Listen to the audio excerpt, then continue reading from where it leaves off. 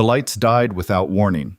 1 second, Victoria Ashford was walking through the underground parking garage beneath Ashcroft Global's headquarters, heels clicking against polished concrete, mind still running through tomorrow's board agenda. The next second, absolute darkness. Total. Complete. The kind that swallowed sound along with sight. Then a voice came from somewhere behind her, low and unhurried, the way a man speaks when he's already won. "Don't scream, Mrs. Hayes. Mrs. Hunter Hayes." Victoria stopped breathing. Nobody in the world was supposed to know that name. Nobody. If this story already has you gripping your seat, you're exactly where you need to be. Hit that subscribe button right now and follow this channel so you never miss what happens next. Stories like this one drop every week, and trust me, you do not want to be the last person to find out how this ends. Smash the like button if you're already hooked, and drop a comment below telling me the city and country you're watching from. I want to see exactly how far this story travels. Now, let's go back to the beginning, because to understand everything that happened in that garage, you have to understand the two people involved, and neither of them is who anyone thought they were. Victoria Ashford had been CEO of Ashcroft Global for 3 years, and in that time she'd learned to read rooms the way other people read weather. You watched the eyes first, where they moved, how fast, whether they held yours or skated away. Then the shoulders, then the hands. In any boardroom, any negotiation, any conversation where someone wanted something from her and didn't want to say so directly, she could usually identify the threat before it opened its mouth. The underground parking garage was different. She hadn't read that room at all. She'd replayed it 100 times in the days that followed. The moment she'd left the gala on the 43rd floor, stepped into the elevator alone despite her head of security offering to accompany her, waved him off with a short, "I'm fine, Marcus, go back inside," the way she always did because she'd been fine 1,000 times before. She'd ridden the elevator down 11 floors, stepped out into the gray concrete dark of level B, heard the familiar echo of her own footsteps, and thought about absolutely nothing except whether the quarterly projections her CFO had handed her were as optimistic as they looked on paper. She hadn't thought about Damien Cross. She hadn't thought about Nathan Holloway's strange absence from the gala that evening. She hadn't thought about the 3 separate text messages from Hunter that she'd seen light up her phone screen and left unanswered because she was in the middle of a conversation with a potential partner from overseas, and she'd told herself she would call him back later. Later. That word had cost her everything. But she's getting ahead of herself. The story doesn't start in the garage. It starts 18 months earlier, on a Tuesday night in November, on a sidewalk outside a restaurant in the kind of neighborhood that sits just at the edge of safe, not dangerous enough to avoid, not secure enough to stop paying attention. Victoria had been leaving a dinner that ran 2 hours longer than it should have. Her driver had pulled around to the wrong entrance. She was walking, alone, irritated, phone pressed to her ear, telling her assistant to cancel her 7 a.m. because she wasn't going to sleep until midnight at this rate, when she heard footsteps behind her accelerate. She turned and had about half a second to register 2 men before one of them grabbed her arm and the other reached for her bag.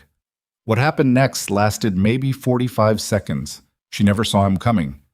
One moment there were 2 men, and then there was a man in a gray jacket who moved like physics didn't apply to him, controlled, efficient, no wasted motion. And within a space of time too short to fully process, both attackers were on the ground, and the man in the gray jacket was standing in the lamplight, looking at her like he was checking if she was okay, not like he was expecting praise. "You're bleeding," he said. She was. She'd scraped her palm on the concrete when she'd stumbled backward. She hadn't even felt it yet. "I know," she said, which was a lie. His name was Hunter Hayes. He'd been walking back from a diner 2 blocks over. He had spinach in his back teeth, he would later confess, because the lighting in that diner was bad, and he hadn't noticed until he'd gotten outside. He told her this on their 3rd date, in a casual way that made her laugh harder than she'd laughed in years, because it was such a human, ordinary detail for a man who'd just knocked 2 muggers down like it was a mild inconvenience. He was 37, a widower. He had a 10-year-old daughter named Emily who liked documentary films about ocean creatures and was deeply suspicious of people who didn't have strong opinions about breakfast food. He'd spent 12 years as a Navy SEAL before his wife got sick, and he'd come home to raise their daughter alone. And when the money from his service pay and his savings started thinning out, and he needed something steady and local, he'd taken a night shift job as a janitor at Ashcroft Global's downtown headquarters. Victoria found this out on the second date. She found it out because he told her himself, without apology or embarrassment, in the flat and direct way he said everything. "I clean floors for a living right now," he said. "I'm good at it. I'm also good at other things, but right now that's what pays the bills and lets me be home in the mornings when Emily gets up." Victoria had worked in corporate environments long enough to know exactly what most people in her world would say about that. She also knew, sitting across from him in a booth at a place he'd chosen because the coffee was good and the noise level let you actually hear each other, that she didn't care what most people in her world would say. They'd been married 7 months later. Courthouse. 2 witnesses, his old friend Marcus, who would later become Victoria's head of security without knowing the full story, and her college roommate Diane, who had cried through the entire 15-minute ceremony and still called it the most romantic thing she'd ever witnessed. No announcement, no press, no change to Victoria's professional name. They'd made a decision together, the two of them, sitting at Hunter's kitchen table with Emily upstairs asleep, talking it through in the careful and honest way they talked through everything. The logic had seemed sound at the time. Hunter's service record contained classified operations. There were people who might want to find him through her. Victoria's position at Ashcroft Global was already under challenge from board members who'd opposed her appointment and were looking for any angle of attack. Announcing that the CEO had secretly married the building's night janitor would hand her enemies exactly the kind of narrative they needed. Not because it was wrong, but because people were people, and perception was a weapon, and they both understood that. So they kept it quiet. Hunter wore his ring only at home. Victoria referred to him as a friend on the rare occasions anyone saw them together outside the building. Emily called her Victoria, not Mom, in public. A small practical arrangement that Emily had agreed to with the calm pragmatism of a child who'd learned early that the adult world had its own complicated rules. It was supposed to be temporary. 6 months, maybe a year, until Victoria had consolidated enough support on the board and Hunter had figured out his next steps. Temporary arrangements have a way of extending themselves, though. Months pass. The logic that made sense in November still makes sense in March, still makes sense in August. You stop questioning it because questioning it means admitting that fear was the real reason all along, not strategy. Hunter Hayes had been mopping the executive corridor on the 38th floor at approximately 11:15 on a Thursday evening when Richard Crane, Ashcroft Global's chief operating officer, walked out of a conference room with 2 junior associates and didn't slow down. "Watch the wet floor," Hunter said, not to Crane specifically, just as a general statement to the group. Crane looked at him the way certain people look at furniture. Not hostility exactly, more a reflexive annoyance at the presence of an obstacle. "Move the bucket," he said, and kept walking. Hunter moved the bucket. He finished the corridor. He took the elevator down to level C, emptied his cart, and texted Victoria. "Emily had a bad dream tonight. She's okay now. Wanted you to know." Victoria texted back 40 minutes later. "Meetings ran long. Tell her I'll call tomorrow morning." He didn't say what he was thinking. He texted back. Okay, this was their life. Not bad, not without love. The love was real and specific, and not the kind that photographs well, but the kind that shows up in small, reliable ways. Hunter always made sure her car had gas before a long week. Victoria remembered which brand of instant noodles Emily liked, and kept it in her office drawer for the evenings Hunter brought Emily by so they could have dinner together in the break room, posing as what they officially were, employer and employee, the CEO and the janitor, nothing more. Emily would eat her noodles and do her homework at the corner table and occasionally look up to say something observant about the behavior of adults in a way that made both her father and Victoria work hard not to laugh. But the arrangement was corroding something. Hunter felt it more than he articulated it. He was a man who'd spent 12 years operating in environments where directness was survival, where concealment had a specific tactical purpose and a defined endpoint. This concealment had no endpoint. It had a reason that kept getting extended. And every week that passed, he watched his daughter quietly processing the reality that the woman who loved her couldn't introduce her as family to anyone who mattered. He'd raised the subject twice. Both times Victoria had deflected, not dishonestly, but with the particular skill of someone whose professional life required managing conversations. It's not the right time. Once the Meridian acquisition goes through. I need the board stabilized before we introduce any new variables. He'd let it go both times. He shouldn't have. Bottom. It was Emily who noticed the car first. She was walking home from school on a Wednesday afternoon in October, a route Hunter had walked with her enough times that she knew it cold, and which he'd approved for solo travel because she was 10 and responsible, and it was 6 blocks. When she noticed a gray sedan sitting at the corner of Whitmore and 5th, she noticed it because it had been there when she left for school in the morning.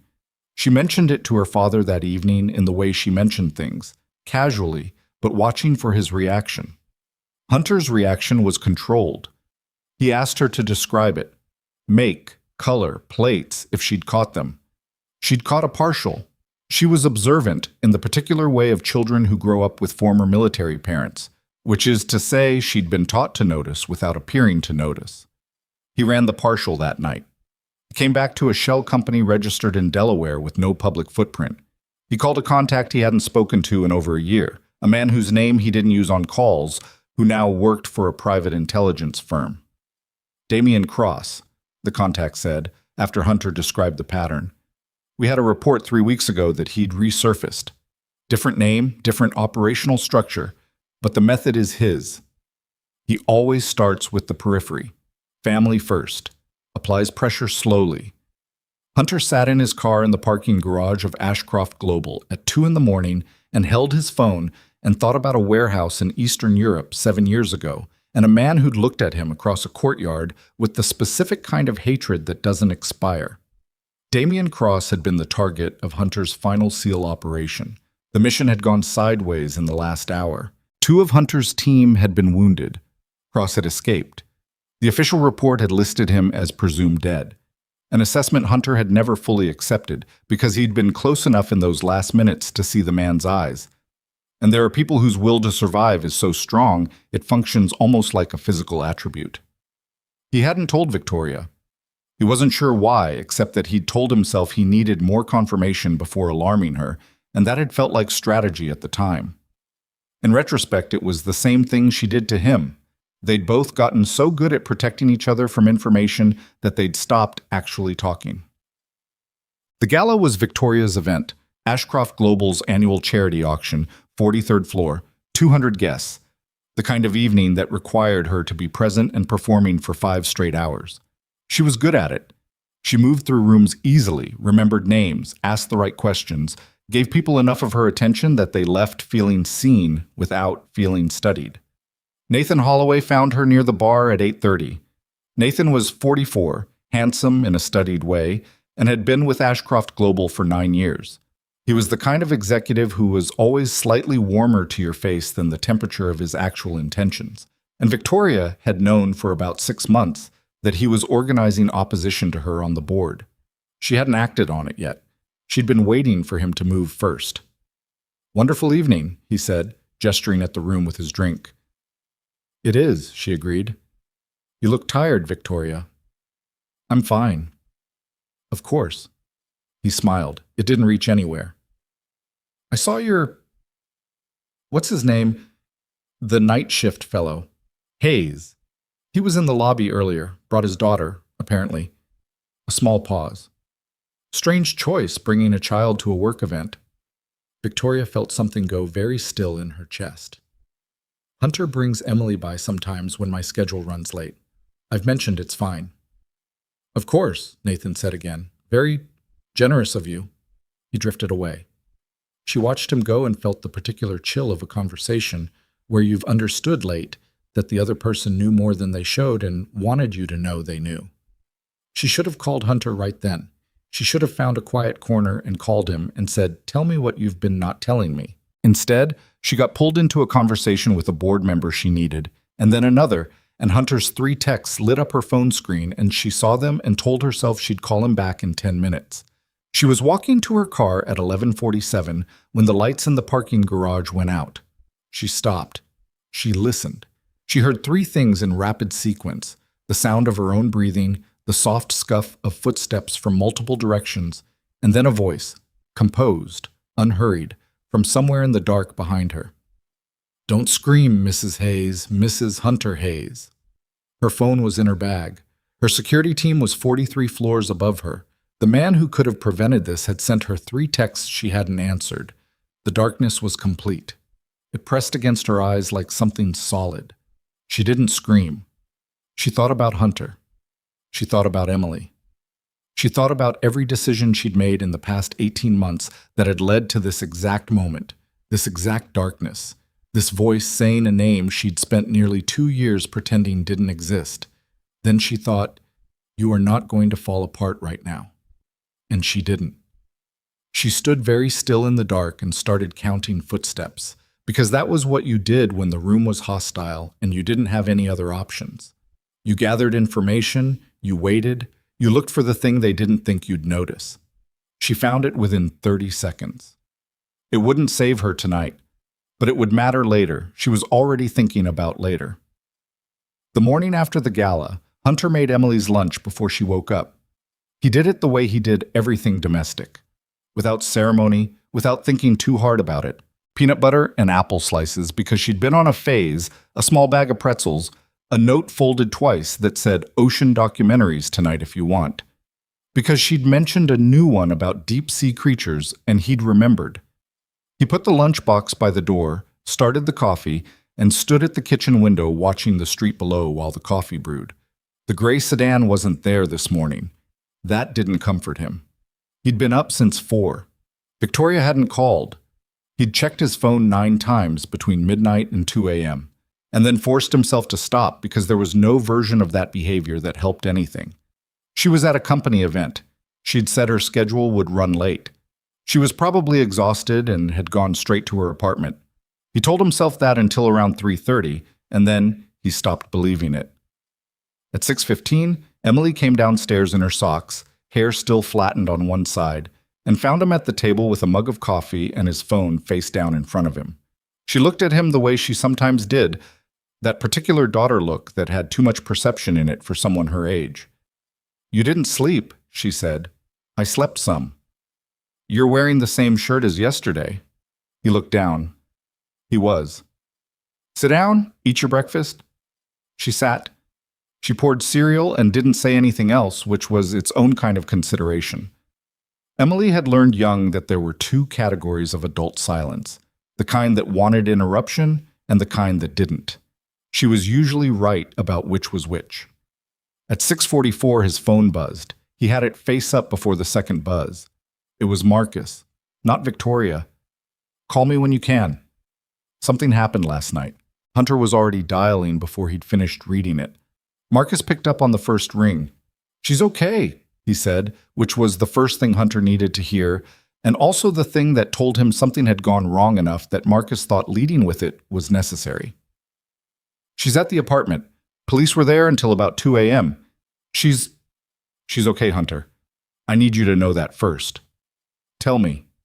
Marcus told him. It took about 4 minutes. Hunter listened without speaking, standing at the kitchen window again, watching the ordinary street below with the sound of Emily eating cereal behind him. When Marcus finished, there was a silence. "How many?" Hunter asked. "3 that we can confirm. Possibly a 4th, so camera caught movement but no clear image. They had the garage locked down in under a minute. Knew the camera rotation. Inside information. Has to be." Hunter was quiet again. Then, "She's at the Meridian apartment?" "Yes. She asked me not to call you." Something moved through him that wasn't quite anger and wasn't quite hurt. It was a specific feeling he didn't have a clean word for, the feeling of a decision made about you without you, by someone who thought they were protecting you and had gotten it backward. "I'll be there in 30 minutes, he said. "Hunter, 30 minutes, Marcus." He hung up, turned around. Emily was watching him over her cereal bowl with the steady eyes of a child who'd processed the emotional register of that conversation without needing to hear the words. I have to go see Victoria, he said. I know, Emily said. Is she okay? She's okay. He crossed the kitchen, crouched to her eye level the way he'd done since she was small enough that it was necessary. She was too old for it now, but she never objected. I need you to go to Mrs. Calloway's this morning instead of the bus. Can you do that? Emily put her spoon down. How bad is it? Nothing for you to worry about. Dad. Her voice was flat in the particular way that meant don't do that to me. How bad is it? He looked at his daughter, her mother's eyes, his jaw, a stubbornness that was entirely her own, and made a decision. Someone tried to take Victoria last night. She's safe. I'm going to make sure she stays that way. Emily absorbed this without flinching. The car, she said. The gray one. Probably connected, yeah. She nodded once, slowly, the way she processed things that were too large to respond to immediately. Then she picked up her spoon again. Okay, I'll go to Mrs. Calloway's, but you have to text me by noon or I'm going to assume the worst, and I'll be very irritating about it. I'll text you by noon. And Dad? She looked up. Tell her she needs to stop pretending she doesn't love us in public. It's embarrassing for everyone. He stood up. He put his hand briefly on the top of her head, the way he'd done since she was small. Eat your breakfast. Victoria's apartment was on the 22nd floor of a building 4 blocks from Ashcroft Global's headquarters. She'd bought it 3 years ago for the proximity and rarely thought of it as a home. It was more of a staging area, a place to change clothes and sleep between commitments. Hunter had been there maybe a dozen times. It had the specific quality of spaces that are lived in but not inhabited. Everything functional and nothing personal except for a photograph on the bookshelf of her and Emily at the aquarium 6 months ago, which Victoria had put there, and Hunter had noticed and never commented on because some things are better acknowledged without words. She answered the door before he knocked. She'd heard the elevator. She looked, not terrible, but used.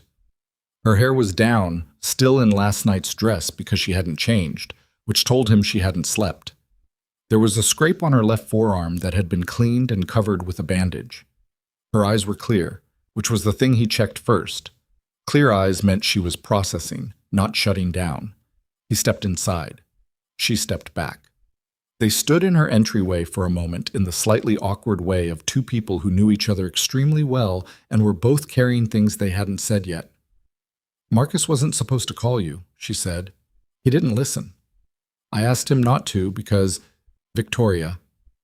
He said her name in the quiet way that stopped sentences. Stop. She stopped. Her jaw tightened.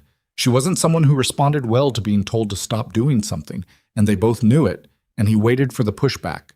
It didn't come. Instead, something in her shoulders changed. A small, subtle release, like a structure that had been holding its shape through tension and had finally decided to put the weight down. She sat on the arm of her couch. He stayed standing.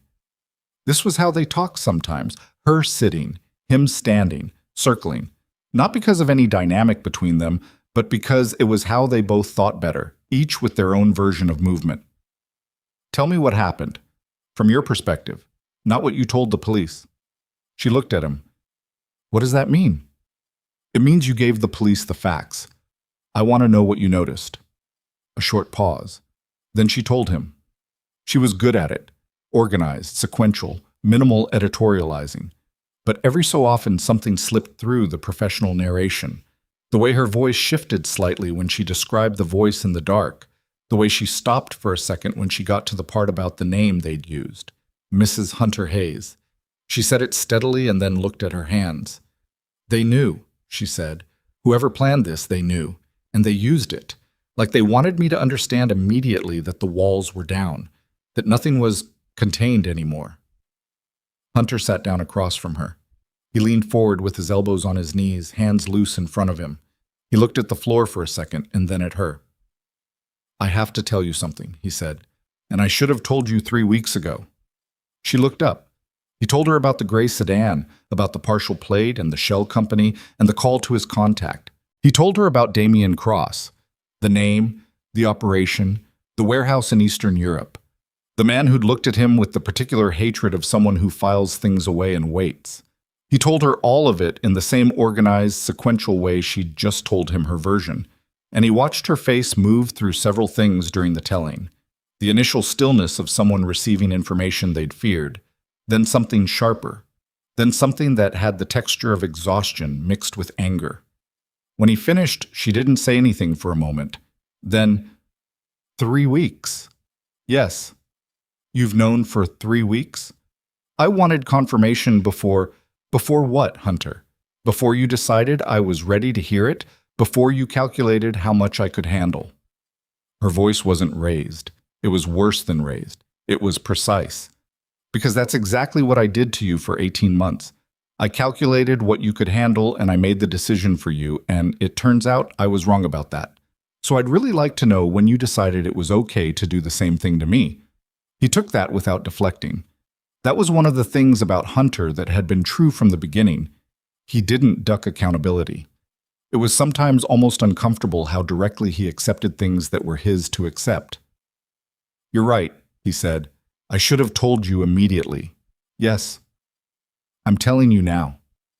Now is after someone grabbed me in a parking garage and used my married name as a weapon. She stood up, moved to the window, stood with her back to him. Outside the city was doing its ordinary morning things, traffic and light, and people going to work who didn't know anything about Damien Cross or shell companies or marriages, kept secret for so long the secret had started keeping itself. Why didn't you tell the police his name? Because the moment Cross's name goes into a police report, it goes into a system, and within 24 hours, people in that system who shouldn't know will know. He has reach, Victoria. He's had years to build it. If he finds out we've identified him before we understand the full scope of what he's put together, he disappears again, and the next move we don't see coming. She turned from the window. So what do you suggest? I need 48 hours. I have contacts who operate outside official channels. I need to know how he found us, who he's working with inside Ashcroft, and where he's set up.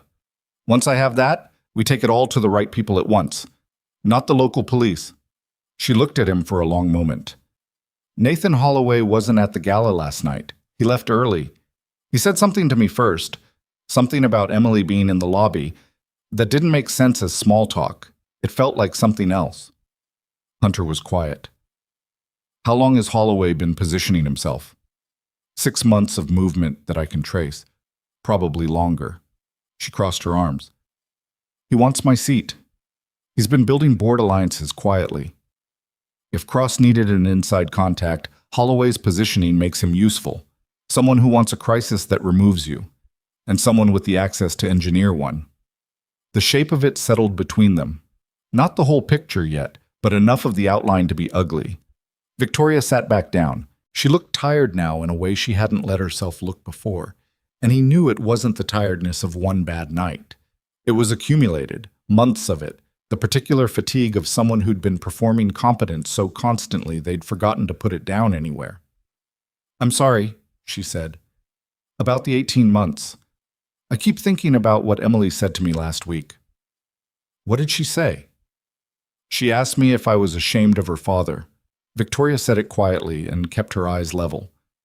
She said it like she was asking something neutral, like she was asking about the weather, but her face... She stopped. I told her of course not. She said okay and went back to her homework, and I've been thinking about it every day since. Hunter didn't say anything for a moment. There was a version of him that wanted to brush past it, move to logistics, keep the conversation in the territory where he was competent and comfortable. He made himself stay in the harder territory instead. She knows you love her, he said.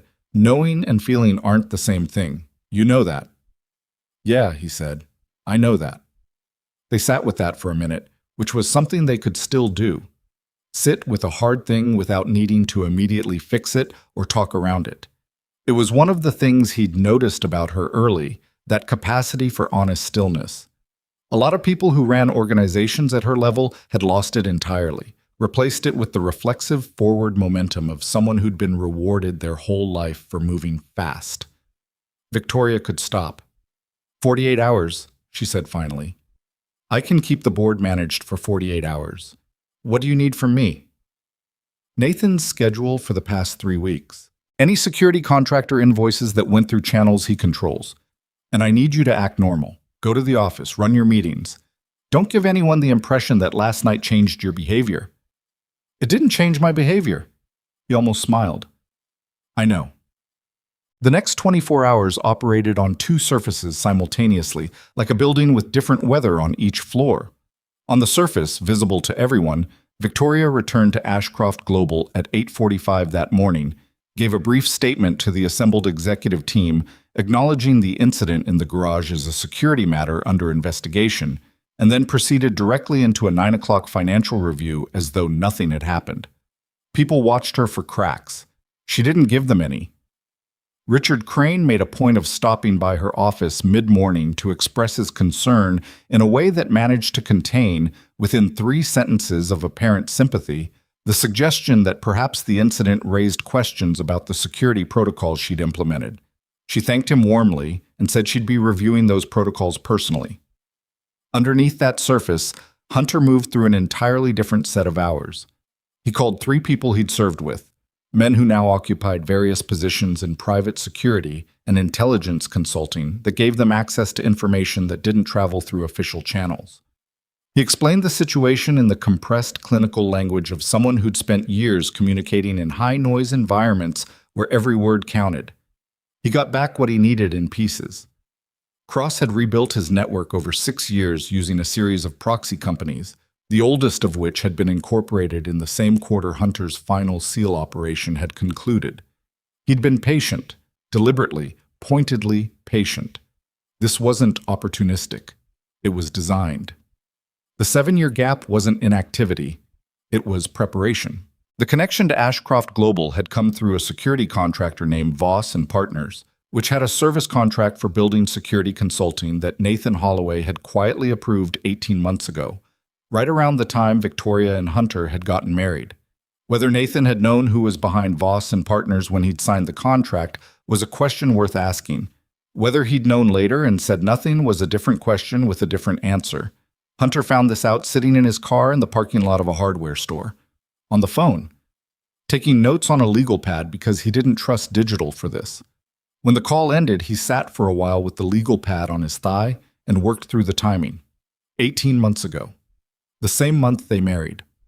Someone had placed an intelligence asset inside the building at the exact moment their relationship became something with a legal record, even a sealed one. A courthouse wedding, 2 witnesses, no announcement. He called Marcus. "The 2 witnesses at the ceremony," he said. "Your end? You trust the officiant completely?" A pause. "I've known Judge Renfrew for 20 years. What about the records clerk, who processed the paperwork?" A longer pause. "I'll look into it," Marcus said. "Don't look." "No. By tonight." He sat in the parking lot another few minutes. The legal pad had a column of names and dates and a set of arrows connecting them that would have looked like nothing to most people and looked like a countdown to him. He thought about Emily's partial plate. He thought about the gray sedan. He thought about the fact that someone had been watching the edges of his life for 18 months, and he'd only noticed 3 weeks ago, which meant either they'd gotten sloppy recently or they'd wanted him to notice. They'd wanted the pressure to build. Cross didn't take people to make quick demands. Hunter knew that from the operational profile. Cross took people to send messages, to demonstrate that the walls you'd built around yourself were thinner than you thought. The abduction in the garage had been a demonstration, which meant it wasn't the end of anything. It was the opening move. Hunter started his car and drove back toward the city. He needed to talk to Victoria again, and this time there wasn't going to be any version of the conversation where either of them managed information to protect the other from it. They were past that now, and honestly, they'd been past it for a while. They just needed a parking garage and a voice in the dark to make that obvious. Nathan Holloway had an office on the 37th floor with a view that faced east. He'd chosen east deliberately when the space was assigned. He told his assistant he liked morning light, and that was partially true, but the other part was that east put him looking toward the financial district, toward the architecture of money, which he found motivating in a way he'd never bothered to examine too closely. At 2:15 that afternoon, he received a phone call from a number he had saved under a name that didn't correspond to the actual person calling. He took it in his office with the door closed. "She went in this morning like nothing happened," he said quietly. The voice on the other end was measured. "We expected that." The board is watching her closely. If there's another incident, there won't be another incident of that kind. A pause. The next phase requires something more direct.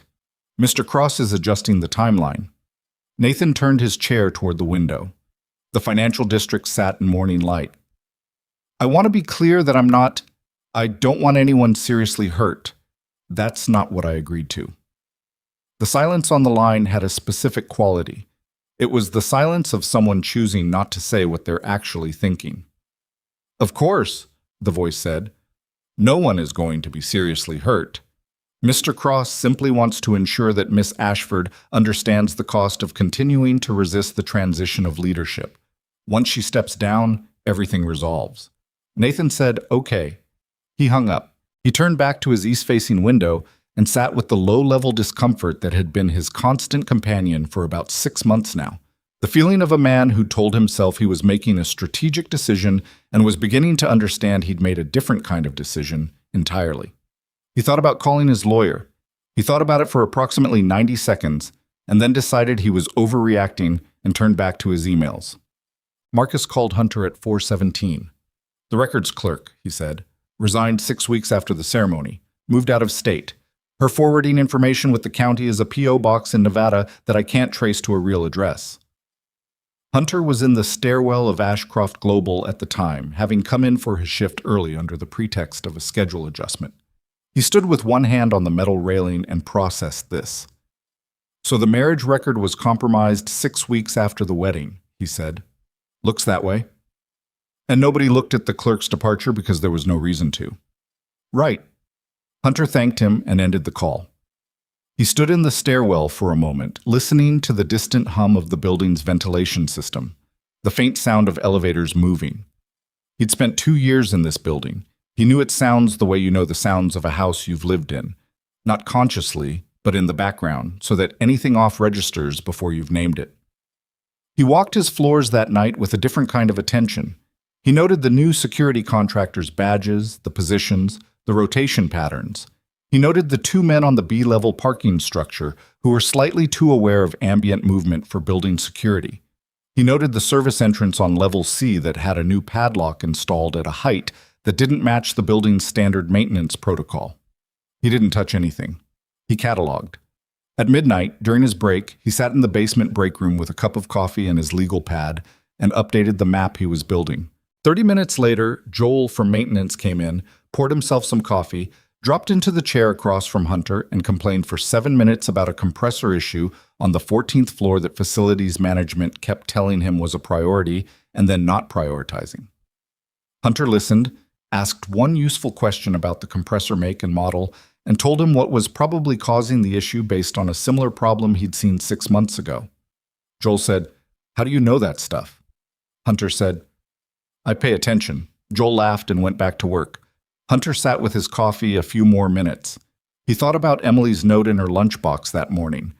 She'd written him back on the same paper he'd left for her, folded the same way.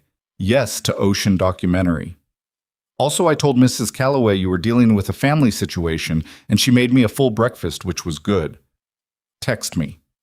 He'd texted her at 11:45. She'd responded, acknowledged, which was a word she'd picked up from him and deployed with the specific satisfaction of a kid who'd discovered a good tool.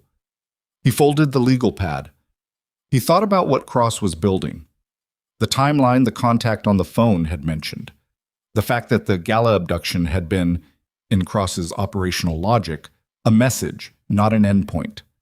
Hunter had spent 12 years understanding the difference between a man who acts and a man who demonstrates. Cross demonstrated first. He wanted fear to do work for him. He wanted the target to feel the walls closing before he made his actual move. The actual move was coming. 48 hours was probably generous. It might be less. He finished his coffee. He washed the mug, not because anyone would care if he left it in the sink, but because he'd always washed his dishes, and he wasn't going to stop now. He put the mug back on the shelf. Then he took out his phone and called Victoria. She answered on the second ring. "I was going to call you." "I know. Listen, don't go to the garage alone. Not tomorrow. Not the day after. Use the executive elevator to the lobby and exit through the front with Marcus." A short pause. You know something. I know enough. We need to meet tomorrow morning, early before you go in. And Victoria, he stopped. He tried to find the right words for what he needed to say and almost couldn't because he'd spent a lot of his life being more comfortable with action than with the specific vulnerability of saying the true thing plainly. We can't keep operating separately on this. Whatever you know, I need to know. Whatever I figure out, I'm not going to calibrate it before I tell you. That has to be both of us. She didn't answer immediately. When she did, her voice had something in it that wasn't exactly relief, but was adjacent to it. The sound of someone hearing a thing they'd needed to hear and hadn't let themselves ask for. Okay, she said. Both of us. 7 a.m. The diner on Calloway Street. I'll be there. He hung up. The basement break room was empty and fluorescent lit and smelled faintly of old coffee, and he sat in it for one more minute before he stood and went back to work. He had 4 more hours on his shift. He mopped the executive corridor again, Crane's hallway, the hallway where he'd been told to move his bucket, the hallway he'd mopped 300 times in 2 years without saying anything about who he was or who he was married to or what he was capable of. He mopped it carefully, the way he did everything. Not because anyone was watching, because it was his work, and he did his work right. Outside, somewhere in the city, a man who'd been planning this for 7 years was finishing his own preparations. And the thing about men like that, Hunter knew this from the inside, was that they were always more patient than you expected, right up until the moment they weren't. The diner on Calloway Street had 6 booths and a counter with 8 stools and a coffee machine that made noise like a small argument every time it cycled. Hunter was already there when Victoria arrived at 6:58, sitting in the back booth with his coat still on and a cup of coffee in front of him that he hadn't touched yet. He stood when she came in, not in any formal way, just the automatic standing of a man whose habits ran deep, and she slid into the seat across from him and didn't say good morning because it wasn't, particularly. The waitress came. Victoria ordered coffee. They waited until it arrived before either of them spoke, which was a thing they'd always been able to do. Tolerate the necessary silence before the necessary conversation. Hunter put the legal pad on the table between them. He transferred everything to a clean page.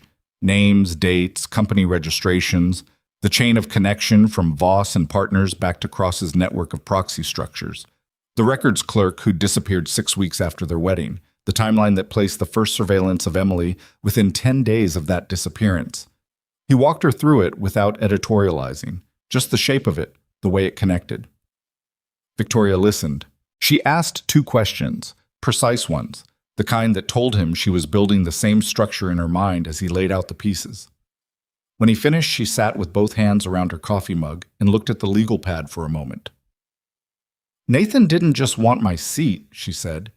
He needed something to happen that the board couldn't ignore. A security failure big enough to call my judgment into question. And Cross needed access, needed someone on the inside who could manage the security rotation, the camera schedules, the contractor badges. Each of them using the other. She looked up. Nathan probably told himself Cross was just a pressure tool, deniable, someone to create enough chaos that the board would ask me to step down voluntarily. And Cross let him believe that. She was quiet a moment. Cross doesn't want me. He wants you. He wants me to come to him. Hunter's voice was even. He wants me to react, to make a move he can anticipate and control.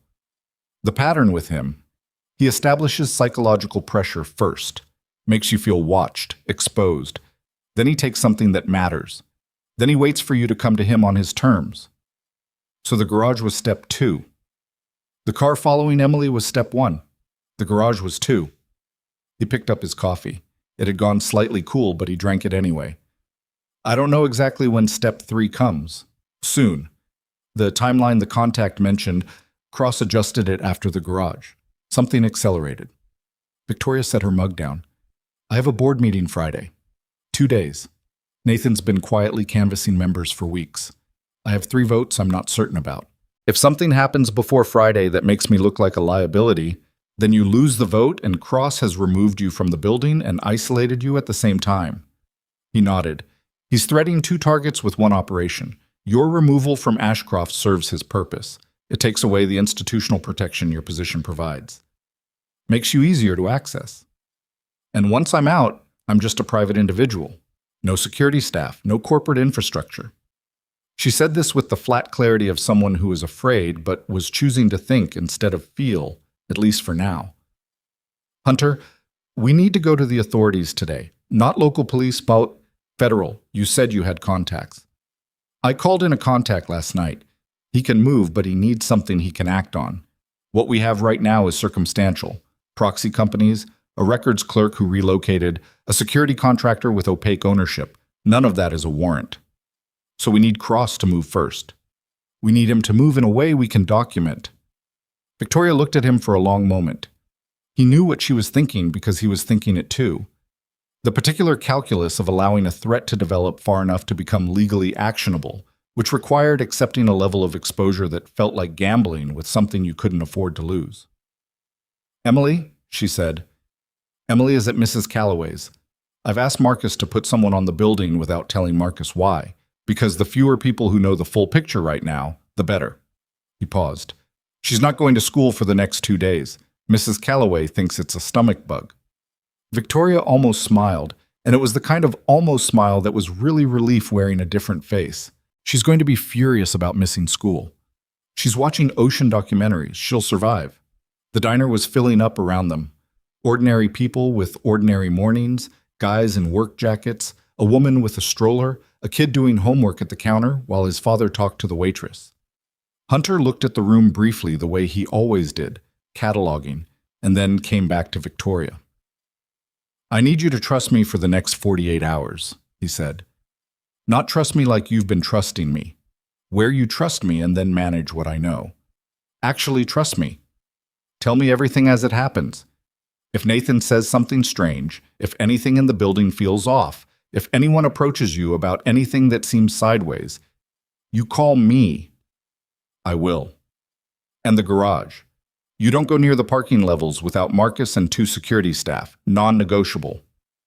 Non-negotiable, she agreed, and she said it in a way that meant she actually meant it, not in the way she sometimes agreed to things and then quietly made her own decisions about them. He could tell the difference. 2 years of marriage had made the difference visible. He paid for the coffee. They walked out together, and for half a block before she turned toward Ashcroft Global and he turned toward home to check on Emily, they walked side by side on the ordinary sidewalk in the ordinary morning, not touching, just 2 people walking in the same direction for a moment, which was something so unremarkable it should not have felt like anything, and somehow felt like everything. The charity gala had been a Thursday. The diner conversation was a Saturday morning. The Friday board meeting loomed over the weekend like weather you could see coming, and Victoria spent Saturday afternoon in her apartment working through her board presentations, mapping the 3 uncertain votes, thinking about what each of those members actually wanted versus what they said they wanted, which were always different things. Sunday passed quietly, too quietly, in the way that certain kinds of quiet are not restful but taut, like a wire under tension. Monday morning, Nathan Holloway arrived at Ashcroft Global at 7:45, 20 minutes earlier than his usual arrival, which Marcus noted and texted to Hunter. At 9:15, Nathan had a 40-minute meeting with Richard Crane in Crane's office with the door closed. At 11:30, he took a call in the stairwell on his personal phone rather than at his desk, which a junior associate noticed because Nathan had accidentally let the stairwell door close behind him and had to knock to be let back in, and the associate mentioned it to her colleague, and it traveled the way office observations always travel, sideways and fast. Victoria was in a budget review when Marcus slipped a note to her assistant, who slid it to her on a folded piece of paper. Holloway's moving faster. Hunter says, watch Crane. She looked at the note, folded it, and returned her attention to the CFO's projections without her expression changing. This was the particular skill set her professional life had built in her, the ability to receive alarming information in a context where alarm was not available, and to keep functioning. She'd developed it over years and had sometimes privately wondered if it was an asset or if it was just a more sophisticated version of the emotional management she'd been doing her whole life, putting things in boxes to be felt later, the boxes stacking up somewhere in the back of her chest. Richard Crane made his move at 2 o'clock. He called her directly, not through her assistant, which was a protocol deviation, she noted, and asked if she had 15 minutes. She said yes, she had 15 minutes at 3:30. He said he preferred now. She said 3:30 worked well for her and ended the call. She used the 45 minutes to call Hunter. Crane called directly, she said when he picked up. Wants an urgent meeting. Nathan was with him this morning for 40 minutes. They're accelerating, Hunter said. He was at the hardware store again, which had become a strange kind of base of operations, private enough for sensitive calls. They want to force your hand before Friday. Either you resign or they put something in motion that makes the board call an emergency meeting. What could Nathan put in motion that quickly? That depends on what Cross has given him to use. A pause. Victoria, I need you to hear something and not argue with it. I don't argue. You absolutely argue. Listen, if Crane tells you there's been a new security incident, or if anything happens in the building today that seems designed to make you look reactive or unstable, don't respond in the moment. Delay. Buy me time. How much time? As much as you can get. She got to Crane's office at 3:32 and sat down across from him with the particular composed attention she gave to conversations she expected to be hostile. Crane was 61, silver-haired, the kind of man who'd spent 4 decades believing that authority was a matter of physiology, that it lived in the voice, the posture, the unhurried pace of a man who believed his time was worth more than yours. He had 2 sons at good schools, and a wife who ran a charitable foundation, and a fundamental confusion about Victoria that he'd never been able to fully articulate, which was that she'd consistently made decisions he'd wanted to second-guess, and they'd consistently proven right. I want to speak frankly, he said. Please, she said. There are members of this board who feel that the events of Thursday evening represent more than a security failure. They feel it represents a pattern of risk associated with your leadership that the company can no longer... Richard, her voice was level. Are you reading from something Nathan wrote you, or is this your own assessment? Crane's jaw tightened slightly. This is the board's, because if it's Nathan's, I'd like to address Nathan directly. And if it's yours, I'd like to hear you articulate the specific pattern of risk you're referring to, with data, so I can respond to it properly. I'm happy to do either. Which would you prefer? He looked at her the way men who weren't accustomed to being redirected sometimes looked, a flash of recalibration, a decision about how to proceed. There are concerns, he said, more carefully. The board meets Friday. I'm telling you, as someone who has been in this company for 20 years, that the mood is... I appreciate you telling me, she said. She stood. I'll see you Friday. She walked back to her office, closed the door, and sat at her desk for approximately 90 seconds doing nothing. Then she picked up her phone. Crane was sent to pressure me toward a voluntary resignation before Friday, she told Hunter. He didn't have anything specific. It was ambient, designed to make me feel the walls closing. Cross's playbook, Hunter said. Same pattern.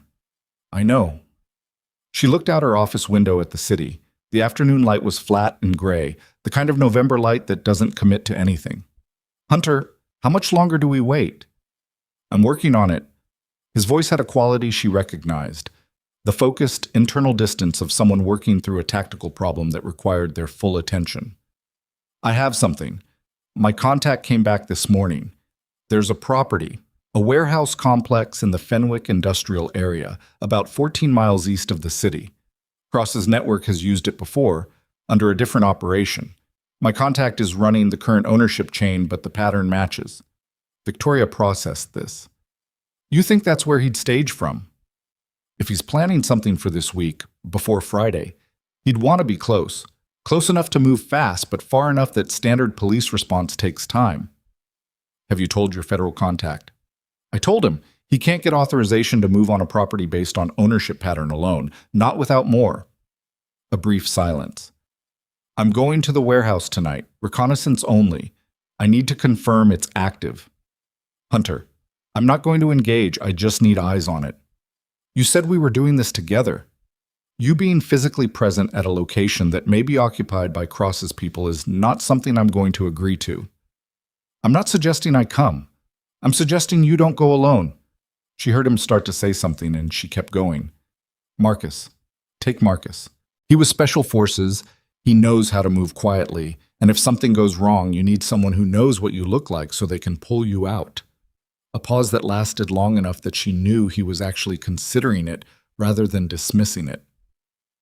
Marcus doesn't know the full picture. Then tell him the full picture. He deserves to know what he's in the middle of, and we're past the point of managing what people know. She let that land and then added more quietly, "We said both of us, Hunter. That means you stop making solo calculations too." He didn't say anything for a moment. Then, "I'll talk to Marcus. Thank you. Go home at a normal time tonight. Don't vary your routine. And Victoria," he stopped. "What?" "Nothing. I'll call you when I'm back." She knew what the nothing was. She let it be nothing, for now.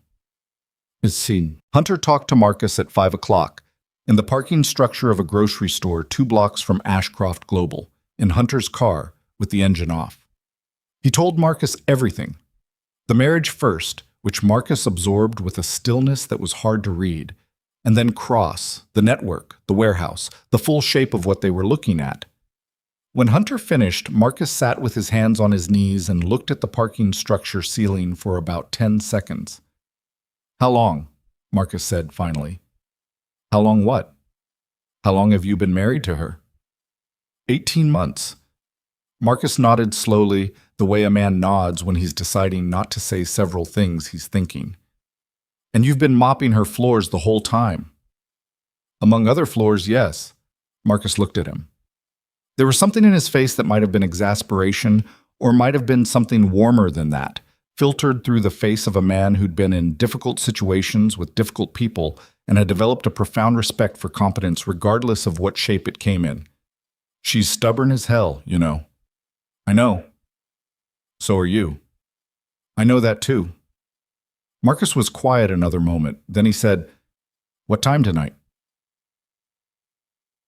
They left at 11:15 in Marcus's truck, which was less recognizable than Hunter's car, and which Marcus had swept for tracking devices with a thoroughness that told Hunter he'd done this kind of thing before, in a previous professional life he didn't discuss in ordinary company.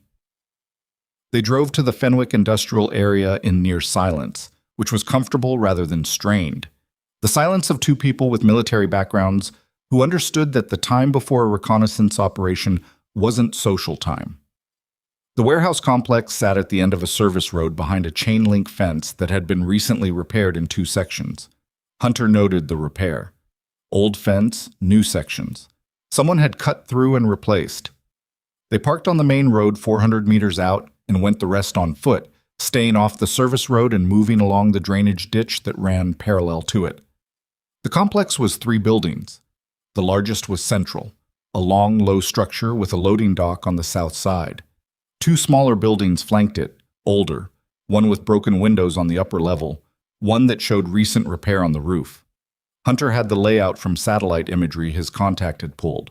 It matched what he was seeing, which told him the current activity hadn't dramatically altered the physical structure.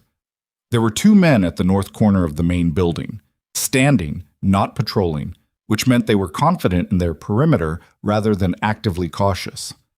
Hunter filed that. Lights on in the main building, 2 windows, eastern side. The kind of light that comes from work lamps rather than overhead fixtures, portable, positioned. He and Marcus held position in the drainage ditch for 11 minutes, just watching, not communicating except for the occasional hand signal they'd established on the drive out, using a shorthand that turned out to be almost identical between their 2 different branches of service, which neither of them remarked on. 2 guards at the north corner, one visible at the loading dock on the south side. The service road had a vehicle, a dark van parked facing out, engine off, which told him it was positioned for fast departure rather than arrival. Cross was here. Hunter didn't know this in any provable sense. He knew it in the deeper register of someone who'd spent years reading operational signatures, the particular fingerprint of how a specific person organized their environment. The van positioned for exit. The work lamps rather than fixed lighting. The 2-man position at the corner rather than a patrol. Cross preferred static positions that covered angles over mobile patrols that created predictable patterns. It was his trademark from 7 years ago, and people's fundamental operational habits don't change. They pulled back at 12:45, the same way they'd come. On the drive back, Marcus said, 6 people minimum, probably more inside. Probably 8 to 10 total, Hunter agreed. Your federal contact, how fast can he move with a confirmed location and active presence? Faster than without it, but I need to give him something that gets him a warrant, not just a tip. He thought about this. If I can give him a direct connection between the warehouse and the garage incident, something linking Cross physically to the kidnapping. Cross won't have done the garage himself. He's not hands-on at that level.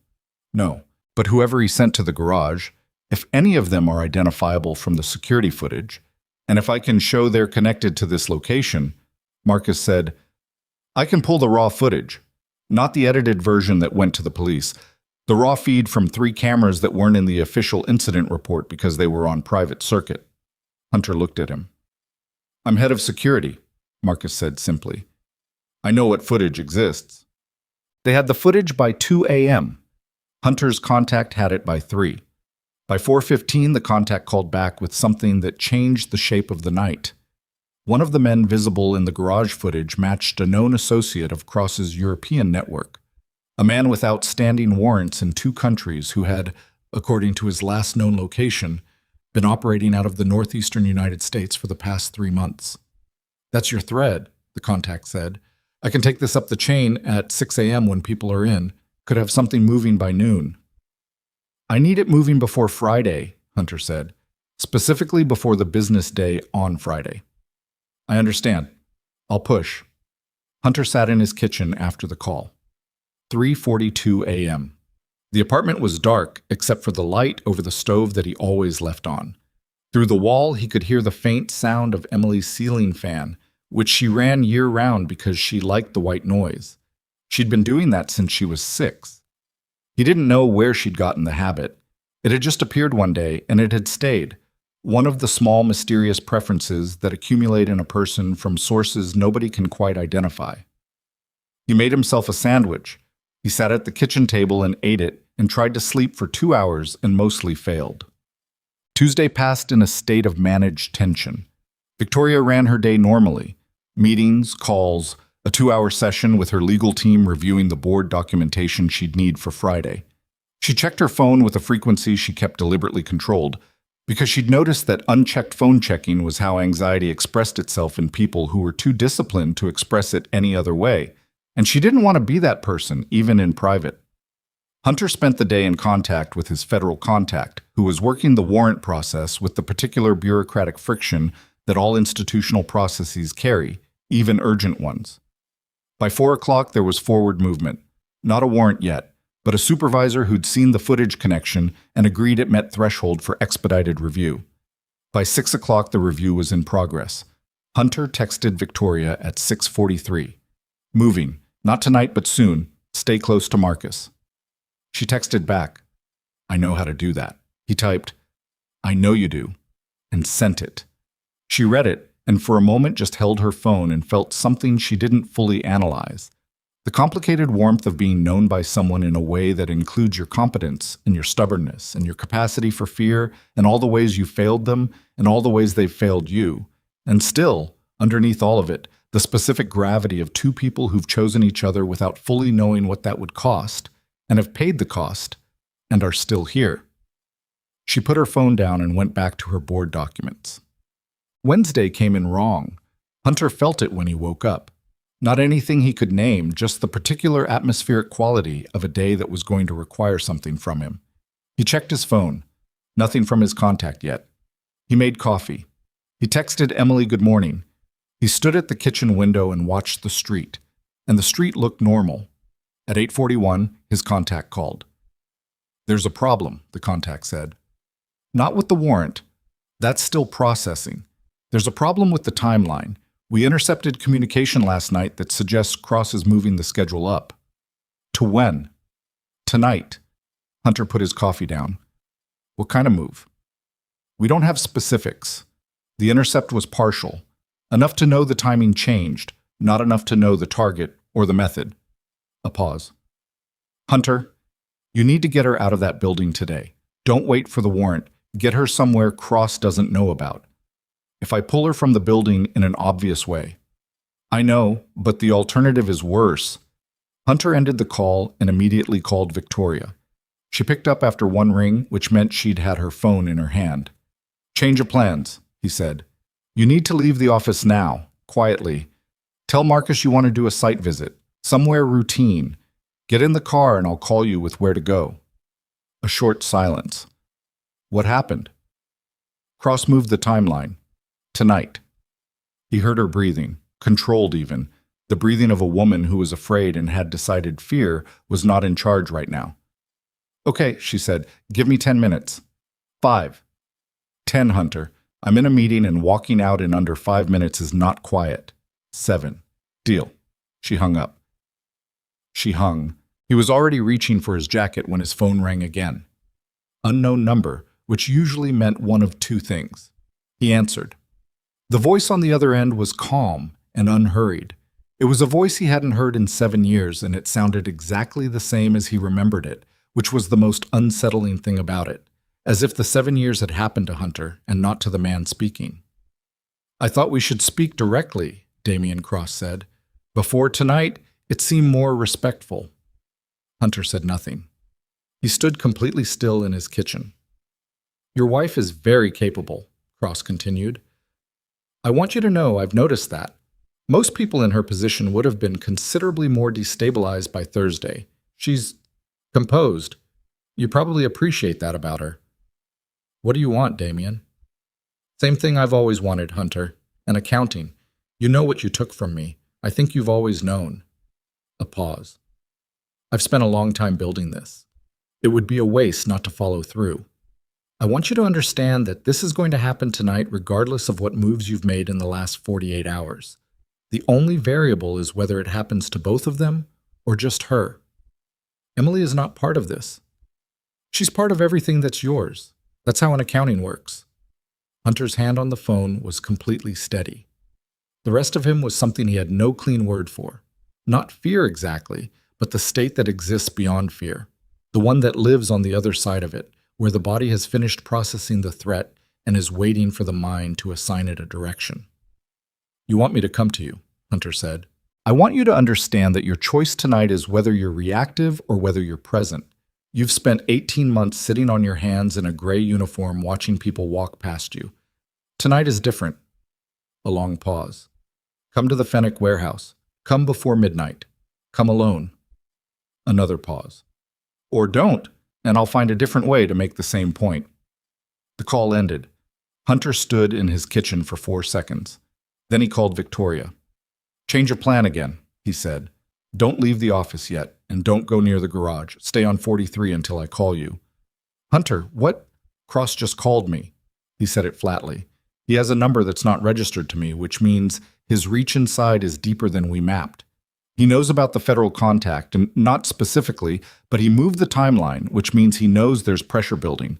He's trying to force the confrontation before the warrant comes through. Silence. Then Victoria said, He called you on a number that's not registered to you. Yes. That means he's been in your personal information for longer than we thought. Yes. A long pause. He could hear her thinking, the particular quality of her silence when she was moving fast through implications. He wants you to come to the warehouse. Tonight, before midnight. And if you don't go, he has another move. I don't know what it is, but Victoria... He stopped.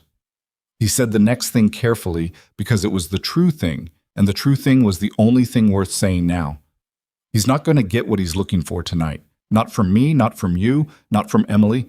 Whatever happens in the next few hours, I need you to know that. Her voice when she spoke was quiet, not fragile, quiet in the way that is more solid than loud. I know that, she said. But Hunter, you're not going there alone. We talked about this. We talked about me not going somewhere physically dangerous. We didn't agree that you get to walk into a warehouse full of armed people by yourself while I sit in my office and wait. Her voice was still quiet, but it had an edge now. Tell me what you need. Tell me what I can actually do. Because I'm not going to be a variable you manage tonight. I am your wife. She said that last sentence in a way she'd never quite said it before. Not with anger, not with sentiment, just with the plain weight of a fact she was done treating as a private arrangement. He let that settle for 1 second. Then he told her what she could do. It required her to be brave and specific and to trust him completely, and she said yes without hesitating, which was the thing he would think about later, in the hours after everything had gone wrong, and then right, and then somewhere in between, that she'd said yes without hesitating. The day was barely half over. By midnight, everything they'd been holding apart was going to be in the same place at the same time, whether they wanted it to be or not. Hunter put on his jacket and walked out the door. What Hunter told Victoria she could do was this: stay in the building, stay with Marcus, and at 10:45 precisely, not before, not after, send a single text to his federal contact with one word in the address. The word was confirmed. The contact would know what to do with it. That was her role. Contained, specific, executable. He'd framed it that way deliberately because he knew if he gave her something vague, she'd fill the vagueness with her own judgment. And her judgment was good, but tonight required precision over initiative. She'd said yes. She'd meant it. And then the moment he hung up, she'd sat at her desk for 40 seconds and decided that yes covered the text message and did not necessarily cover everything else. She called Marcus. I need you to do something, she said to him, and I need you not to argue with me about it. Marcus said, that sentence has never preceded anything simple. Hunter's going to the warehouse at Fenwick tonight. He's going to tell you he has a plan, and the plan is under control. Is it? The plan is good. The plan has a real problem, which is that it depends on Cross behaving the way Hunter expects him to behave, and Cross has already demonstrated twice this week that he's willing to accelerate and adapt. She stood up and moved to her window. The city below was doing its late afternoon things. Indifferent. I need you to be there. Not with Hunter. Not in a way that compromises what he's doing, but close enough that if the federal response is slower than expected and something goes wrong, there's someone outside who knows the layout and can move. Marcus was quiet for a moment. He's going to be angry. He can be angry tomorrow. She paused. Marcus, you told me you've known him 20 years. You know how he operates. He goes alone when he thinks going alone protects the people around him. It's a habit. It's also a liability. I know, Marcus said, and that was all he said, which was its own kind of answer. Hunter reached the Fenwick industrial area at 9:51. He'd parked the same place as the reconnaissance 2 nights ago, walked the same drainage ditch route, and approached the complex from the same western angle. Different night, different situation. The reconnaissance had been about information gathering. Tonight was about something more complicated, a controlled approach to a man who expected a reactive one, which meant Hunter's only real advantage was the gap between what Cross anticipated and what he was actually walking into. Cross expected a husband coming to protect his family. That man existed. But the man walking through the drainage ditch in the dark was also the person who'd spent 12 years learning to use an adversary's expectations as a door. The complex looked different from 2 nights ago. More light. 3 of the eastern windows were lit now instead of 2, and a second vehicle had joined the van on the service road, a dark SUV parked at a slight angle that told Hunter it had come in quickly rather than positioned deliberately. Something had happened since his reconnaissance, a change, probably recent. He stopped at the same position in the drainage ditch and lay flat, watching. 7 minutes. The 2 guards at the north corner were the same static position, but their body language had changed. They were facing inward more than outward, which meant their attention had been redirected inside the building. Something happening in there that pulled focus. He moved. He went around the south end of the complex, staying low and using the shadow line of the smaller flanking building. The loading dock on the south side had the single guard, same as before, but the dock door itself was slightly open, not wide, 8 inches maybe, and warm light came through the gap. Hunter moved to the eastern wall of the main building, below the lit windows, and listened. Voices. At least 3 different registers. One he identified immediately, even filtered through concrete and distance. The particular flat cadence of a man who spoke as if each sentence was a decision that had already been made. Cross hadn't changed that either. He got to the service entrance on level C. the one with the non-standard padlock he'd noted during his shift at Ashcroft. Cross's people had used the same contractor for both locations, which was a mistake born from familiarity, and it told him the padlock type and therefore how to handle it, which he did in under 40 seconds with the tool he'd carried in his jacket for 2 days. Inside was a service corridor, industrial smell, bare concrete, fluorescent lighting on one end and darkness on the other. He went toward the darkness. The main floor of the warehouse opened from the corridor through a heavy door that was not fully latched. Someone had come through recently and not pulled it properly behind them. Hunter stood at the gap for 30 seconds, eye at the crack, reading the room. Large space, loading equipment pushed to the walls. Work lamps on stands clustered in the center right area, creating a pool of light that made the surrounding edges into deep shadow. He counted 2 men near the lamps, one near the far wall at what appeared to be a folding table with equipment on it, one at the east door. And Victoria.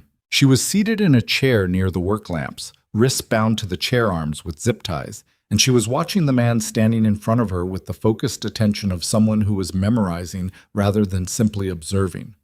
Her hair was down on one side, which told him there'd been some physical struggle. Victoria wore her hair pinned when she worked. It came down when something disrupted it. Her face was composed in the particular way he recognized, the thing she did when she was very afraid and had decided fear was not in charge. She was in the building. She was in the warehouse, which meant the plan, his plan, the one he'd laid out for her, the contained and specific role, had not gone the way he'd described it. He processed this in approximately 2 seconds, which included a brief internal experience that was not quite fury and not quite terror, somewhere in the narrow and unpleasant space between them, and then he put it in a box and turned his attention to the room.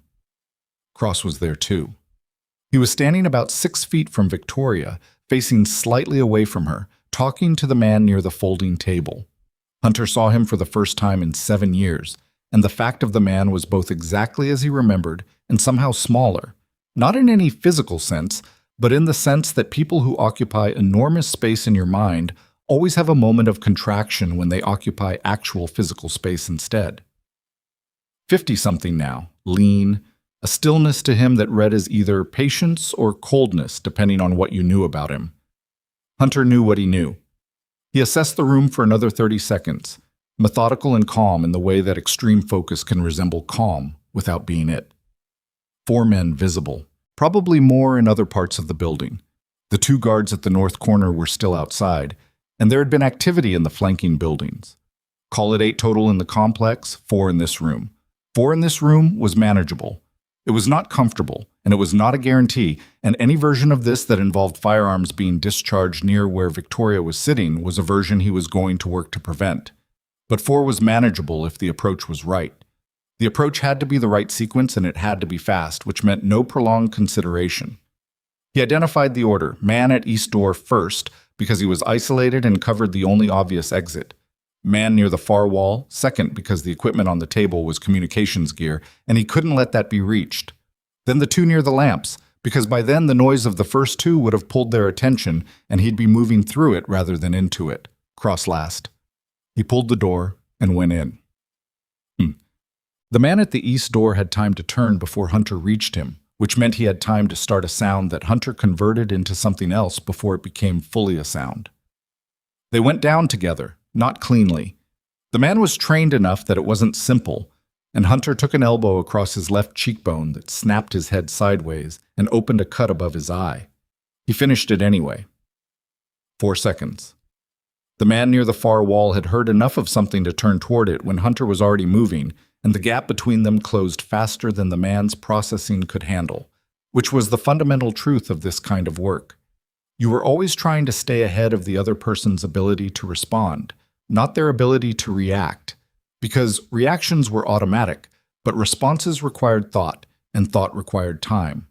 The communications equipment hit the floor. The man hit the floor. The 2 near the lamps had separated, one moving toward Hunter and one moving toward Victoria, which was the right tactical response and the wrong one from Hunter's perspective because it split his attention exactly where Cross's people needed it split. Hunter took the one coming toward him at an angle, using the momentum the man had already committed to, and the impact was loud enough that it crossed from controlled into something more physical and less precise. and Hunter felt it in his shoulder afterward in a way that told him something was going to be sore tomorrow. The man went down. Hunter came up and turned. The fourth man had a zip-tie cutter in his belt and a gun in his hand, and he was standing behind Victoria with both of those facts on display simultaneously. He was maybe 26, with the particular expression of someone who's been trained enough to know what to do and is now doing it without fully knowing why, which is the most dangerous kind of person in a room like this because they don't calculate the way experienced people do. They just execute. "Stop," the man said. He said it to Hunter, but his gun was pointed at Victoria. Hunter stopped. He was 8 feet away. His hands were at his sides. The room had gone very still. The work lamps threw their flat light over everything, and the shadows were exactly where they'd been before, unchanged, indifferent. Victoria looked at Hunter. He looked at her. Something passed between them that wasn't words, and it was not the cinematic version of two people communicating volumes through a glance. It was messier than that, and more specific. It was the look of two people who had argued about this exact scenario 17 hours ago and were now in it, and both of them knew what the other was carrying, and the weight of that was real. Then Victoria looked at the zip-tie cutter on the man's belt. Hunter understood. He said to the man with the gun, "You know what your problem is? You're watching me." "Obviously," the man said. "You should be watching her." The man started to turn, the instinct to look where you've been told to look. And Victoria moved. Not beautifully, not with any kind of ease. The chair was still zip-tied to her wrists, and she used it, swinging her right arm in a sharp arc that brought the chair arm up and into the man's gun hand with enough force to redirect the weapon before his finger could make a decision. The gun discharged into the concrete floor. The sound was enormous in the enclosed space, and then Hunter closed the 8 feet. The man went down. The gun skittered across the concrete into the shadows. Victoria was breathing hard, still attached to the chair arm on one side where the zip tie had held. Her other wrist had pulled free when the connection point on the chair arm cracked. She looked at her own hands with the expression of someone taking inventory. "You're bleeding," she said, looking at his forehead. "I know," he said. He was already scanning the room. His voice was controlled, but not entirely. There was something in it that wasn't tactical, the sound of a person who has seen something they needed not to see and is still processing the surplus fear of it. "Are you hurt?" "Not significantly." She was pulling at the remaining zip tie. "My wrist is—" He found the cutter on the floor, came back, cut it. Her wrist was red and raw where the tie had torqued when she moved. He looked at it without touching it. "That's going to bruise." "I've had worse."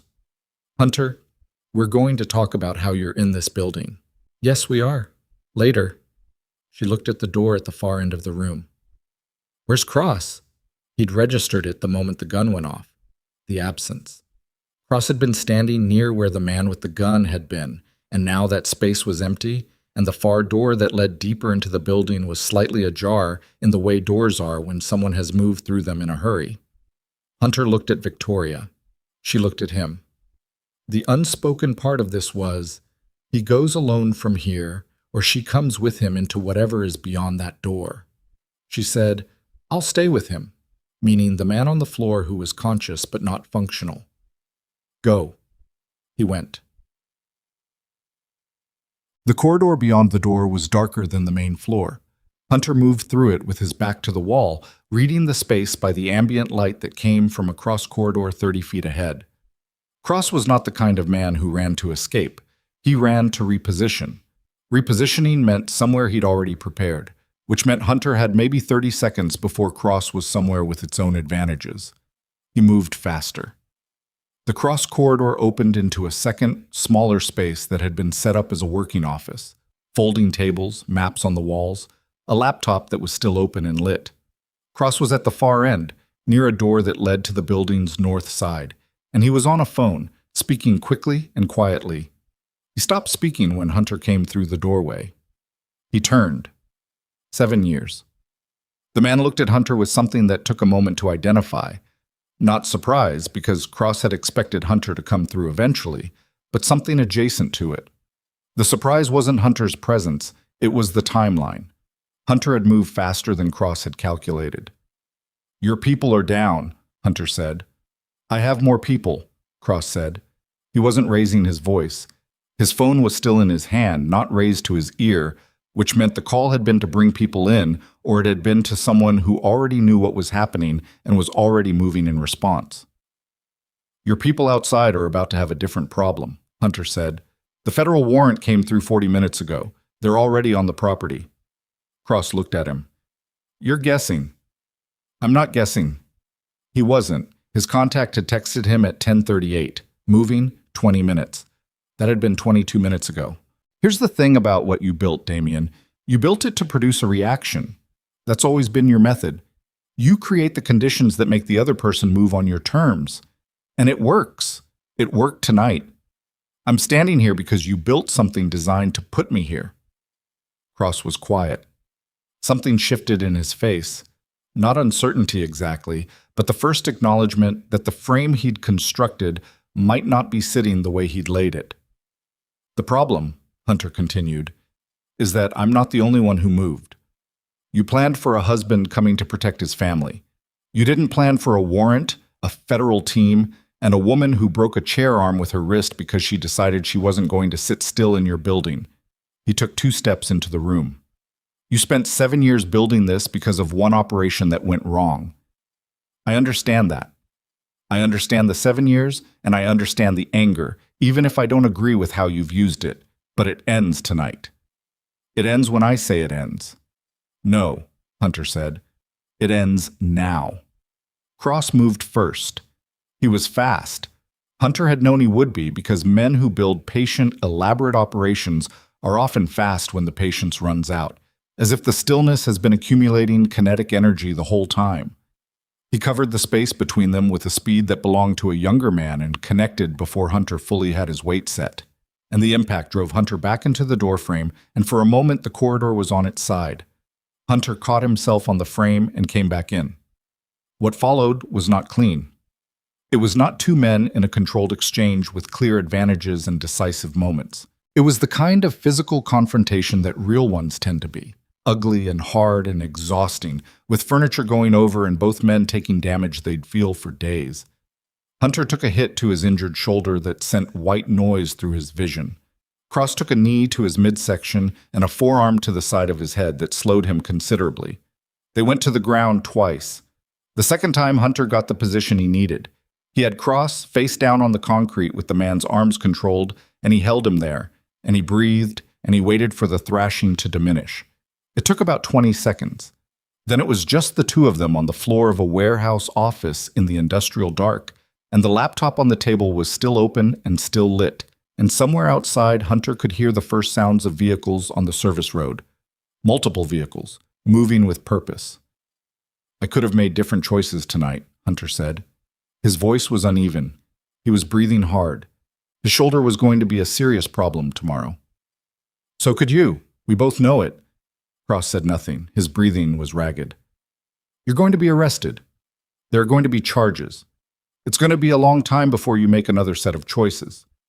Hunter adjusted his position, keeping the control without adding to the pressure.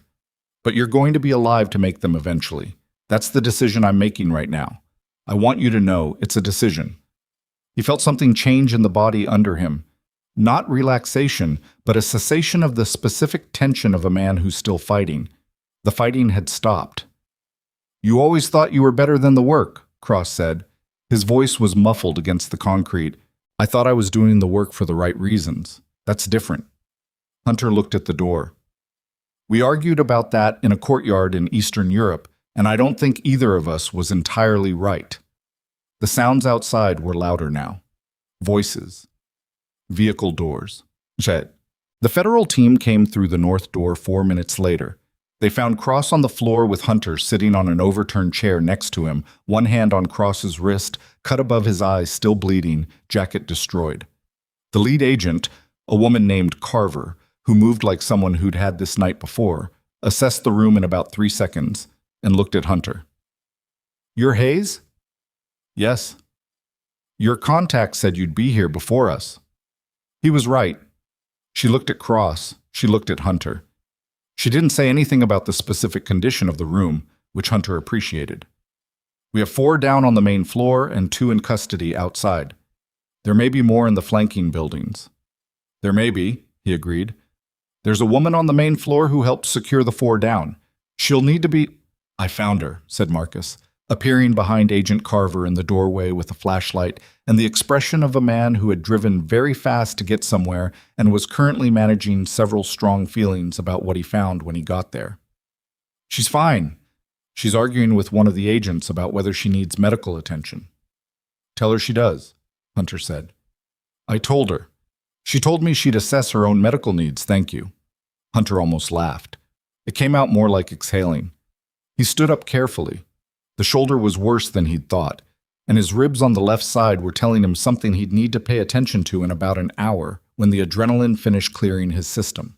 Agent Carver gestured to 2 of her people to take cross, and Hunter stepped back and let them.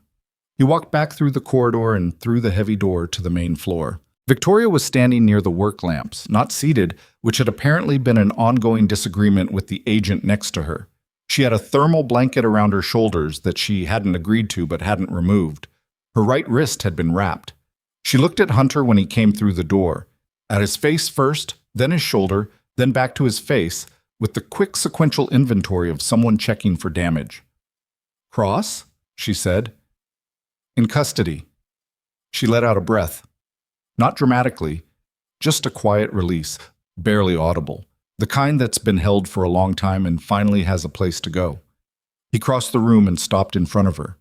They stood close enough that he could see the dried blood on her temple, where she must have hit something during whatever had happened before he arrived, and he could see the exhaustion in her eyes that had nothing to do with the hour and everything to do with the months behind it. You were supposed to stay in the building, he said. I sent the text, she said, at 10:45, exactly when you said. And then? And then Marcus had located the warehouse from the satellite imagery on your contacts file, and I asked him to drive, and here we are. Victoria. Hunter. She said his name in the same quiet way he sometimes said hers, the way that stops sentences. I know what you're going to say, but I need you to understand something. She paused. I spent 18 months treating our marriage like something to be protected from the world. I put it in a box, I kept it safe and small, and I told myself it was strategy. And what it actually was fear. I was afraid of what people would think, and I let that fear be louder than anything else. She looked at him steadily. I'm done letting fear be louder than anything else, including tonight. He looked at her for a long moment. His shoulder was telling him increasingly urgent things. The cut above his eye had slowed but not stopped. He was aware of the agents moving around them, the sounds of the operation continuing, the complexity of everything that would need to happen in the next hours and days. He said, I told Cross tonight was his last set of choices. I heard. I was in the corridor by then. Of course you were. You were very calm about it. I thought that was— She stopped. Her voice had changed slightly, the professional composure developing a small crack that she didn't try to fix. It made me very proud of you. I should say that more. I don't say it enough. He didn't have an answer for that. He put his good arm around her carefully, and she leaned into it, and they stood there for a moment in the middle of a warehouse that was filling up with federal agents and the detritus of a fight and all the practical aftermath of a night that had gone as right as it could have gone while still being very wrong in several places. Marcus walked past them, pointedly looking at his phone. I'm just here, he said to no one in particular. Not looking at anything. Completely occupied. Nathan Holloway was arrested at 6:42 the following morning at his apartment, still in his robe. He'd been awake. The lights were on, and when the agents knocked, he answered quickly, which suggested he'd known something was coming and had been sitting with that knowledge for several hours. He didn't resist. He didn't say anything except to ask if he could call his lawyer, which was the right thing to ask, and the thing that told Hunter, when Marcus described it to him later, that Nathan had understood sometime in the night that he'd made a different kind of decision than he'd told himself he was making, and was going to have to live with that. The board meeting happened on Friday, as scheduled. Victoria stood at the head of the table with a wrapped wrist and a bruise on her left temple that makeup had not entirely covered, and she gave the most direct board presentation of her tenure. She laid out the full conspiracy, Cross, Voss, and partners, the security contractor infiltration, Nathan's collaboration, in the organized, sequential way she did everything. She laid out the federal investigation and what it had confirmed. She laid out what it meant for the company's security architecture going forward and what she intended to do about it. Then she put down her notes and said something she hadn't planned to say when she'd walked into the room. "There's something else," she said. "It's personal, and I'm aware that personal information has no formal place in a board meeting, but I've made a practice of keeping certain things separate from this institution that I should have integrated, and I think the habit has cost all of us." The room was quiet. Richard Crane had the expression of a man prepared to be displeased. "My name is Victoria Ashford Hayes," she said. "I've been married for 18 months to a man named Hunter Hayes, who is an employee of this company and who, as of last Wednesday night, is also the person who prevented my kidnapping from becoming significantly worse." She didn't pause, didn't give the room time to form a reaction she'd have to manage. "He's a former Navy SEAL, a single father, and the best person I know.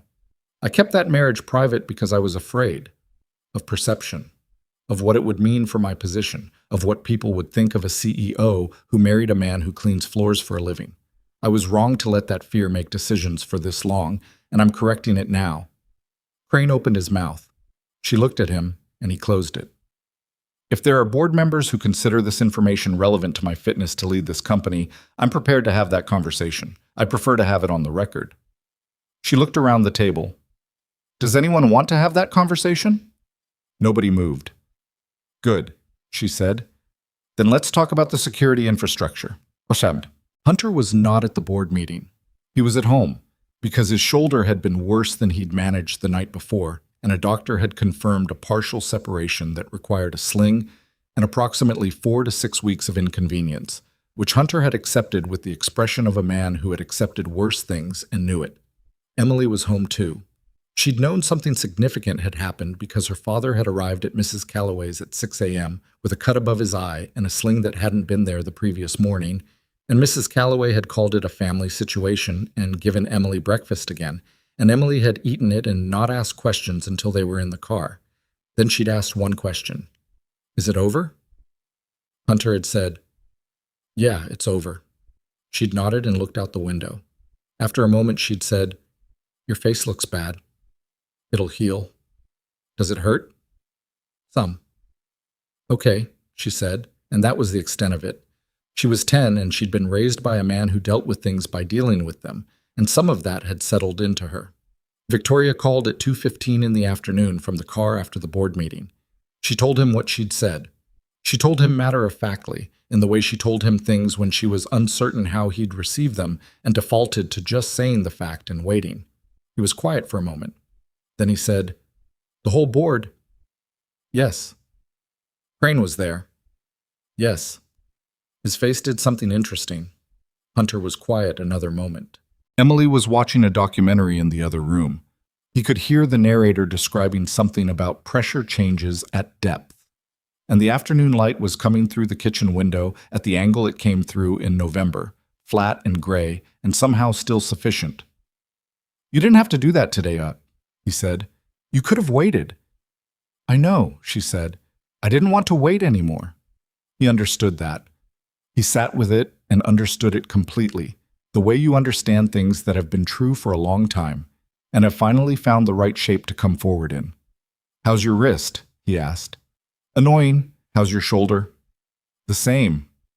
"We're a mess," she said, and it came out with something in it, not quite laughter, not quite relief, something that lived between those two things and was its own category.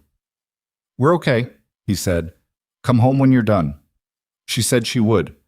He hung up and sat at his kitchen table and listened to the ocean documentary in the other room, the narrator describing the way certain creatures navigate total darkness by other means entirely, pressure, temperature, the faint electrical fields of living things nearby, and how remarkable it was that they found each other anyway, in all that dark, in all that depth, without being able to see a thing. Emily appeared in the doorway with her blanket. "The narrator's getting emotional about deep-sea fish again," she said. "It's a whole thing." "Come sit," he said. She came and sat. They watched the rest of it together, the two of them at the kitchen table with the afternoon going gray outside, waiting for Victoria to come home. Victoria came home at 4:37, not to her apartment on the 22nd floor, to Hunter's place, which had started accumulating evidence of her presence over the past 18 months in the quiet, incremental way that real domestic life establishes itself. A second coffee mug on the shelf that was slightly nicer than the others. A cardigan on the hook by the door. 3 books on the side table that were hers, with her handwriting in the margins and the particular blue ink she used for everything. She'd never formally moved in. She'd just gradually appeared, the way people do when they've found somewhere they actually want to be but haven't quite admitted it to themselves yet. Emily heard the door and came out of the living room with her blanket still around her shoulders. She stopped in the hallway and looked at Victoria. The wrapped wrist, the bruised temple, the coat that had a tear along the left seam that hadn't been there before, with the calm, assessing look she'd inherited from her father. "You look worse than he does," Emily said. "Thank you," Victoria said. "That's probably accurate." "I made tea," Emily said. It's on the stove. I don't actually know if I made it right because I don't drink tea, but I followed the instructions on the box." Victoria looked at her for a moment. Something moved across her face that wasn't quite manageable. The specific overwhelm of being cared for by a 10-year-old who had made tea from a box and presented it without ceremony, as though kindness were simply the obvious response to someone coming through the door looking like they'd had a bad week. "Thank you," Victoria said again, and this time it meant something different. Hunter was in the kitchen.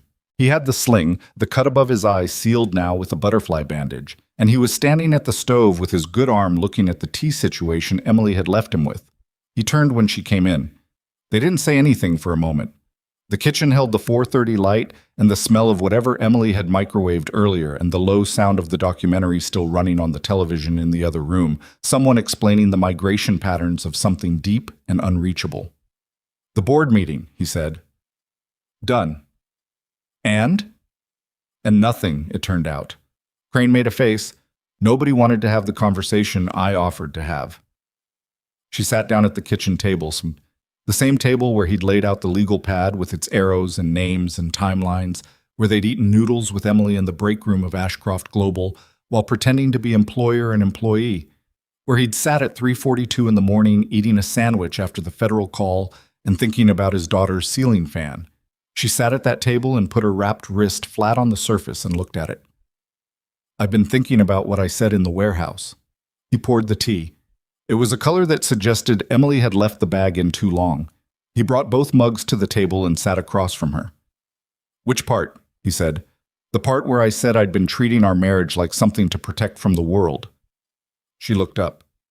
"That wasn't the whole truth. The whole truth is that I was protecting myself. The marriage was the thing I used as the reason, but what I was actually afraid of was, if I said it out loud and people judged it, I'd have to confront that their judgment mattered to me more than I wanted it to. And that felt like a flaw I couldn't afford to have publicly." Hunter looked at her.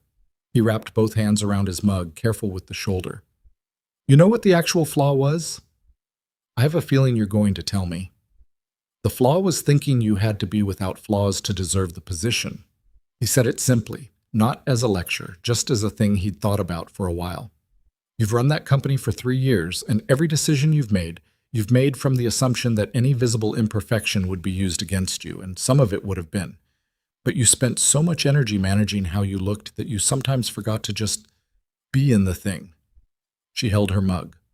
Outside, the November afternoon had gone fully gray, the kind of gray that is not unpleasant but honest.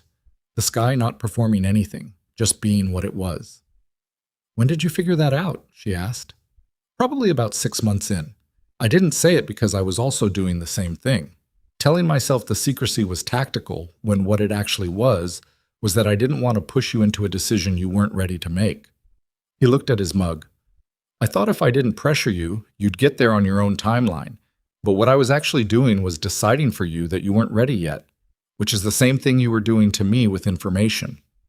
The kitchen was quiet enough that they could hear Emily in the other room saying something to the television in the half-audible way she did when a documentary said something she found interesting or disagreed with. We were both managing each other, Victoria said. Yeah. Very lovingly, and very badly. She almost smiled. It was a real one, tired around the edges, but real. What do we do about that? I think we already started, he said. Wednesday night was a pretty significant course correction.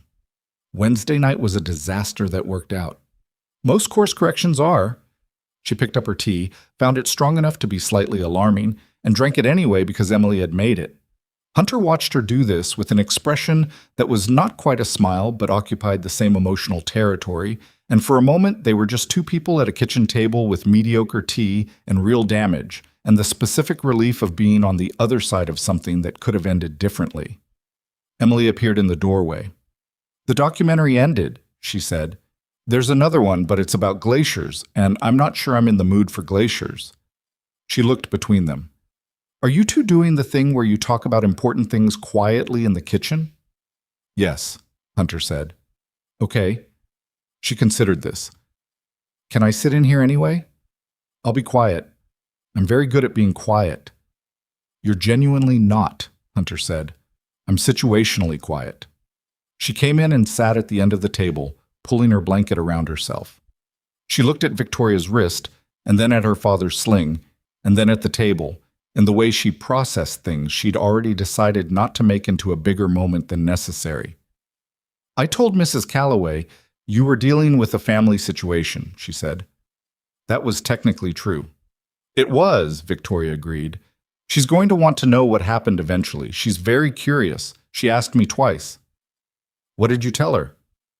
That it was complicated. Emily picked up a stray pen from the table and turned it in her fingers. She said complicated was usually just simple things that had been left too long. She said this without particular emphasis, as though she were reporting an observable fact about the weather, and neither Hunter nor Victoria responded immediately, because it landed in the room with the quiet accuracy of a thing that didn't need commentary. The weeks that followed were not simple, which is the first thing to say about them. People tell stories about turning points as though the turn happens completely in one moment, and then the direction is different and everything adjusts. That's not how it works. What actually happens is that you make the turn and then you spend a considerable amount of time in the new direction discovering that turning doesn't automatically fix the accumulated damage of the old one. The federal case against Damian Cross moved through its processes with the grinding slowness of institutional machinery, which had its own momentum and required periodic testimony and documentation from both Hunter and Victoria that consumed hours neither of them had to spare. Cross was held without bail. His network was being dismantled piece by piece, a process that Hunter's contact described as tedious and necessary, like clearing a basement that had been accumulating junk for decades. It would take time. Nathan Holloway's case was separate and in some ways more complicated because Nathan had not known the full scope of what he'd put himself in the middle of, and the legal distinction between willful participation and willful blindness was a line that lawyers were going to argue about for a long time. He'd cooperated with investigators from the day of his arrest, which his lawyers were using and which also happened to be true. He'd genuinely believed, until very late in the process, that he was using Cross rather than being used by him. Hunter thought about Nathan occasionally in the weeks after. Not with sympathy exactly, but with the particular recognition of someone who understood how a man convinces himself that the thing he's doing is strategically reasonable up until the moment it clearly isn't, and keeps going anyway because stopping would require admitting what it actually was. Richard Crane resigned from the board in December, citing health reasons. Nobody contested this. The three board members whose votes Victoria hadn't been certain of before the Friday meeting came to her individually in the week after, and each of those conversations had a slightly different texture. One was contrite, one was carefully neutral, one was openly admiring in a way that felt like it was partly about the warehouse and partly about the board presentation, and partly just about having watched her function at a level they hadn't fully credited before. She accepted each conversation in the spirit it was offered, which is to say she was professional and specific and didn't hold grudges in any way that was visible, because grudges are a luxury for people with time to carry them. The security architecture at Ashcroft Global was rebuilt from the ground up. This was not glamorous work. It was long meetings with the new security contractor, a firm with no opaque ownership structures, which Marcus had vetted personally, and policy revisions and staff retraining, and a facilities audit that found 3 additional vulnerabilities that had nothing to do with Cross's people, but had been waiting to be found by anyone sufficiently motivated. Victoria oversaw it directly, not because she had to, but because she decided that delegating institutional security was exactly the kind of thing that had allowed the vulnerability to exist in the first place. You watch what matters. Hunter's shoulder required 6 weeks of recovery that he treated with imperfect patience.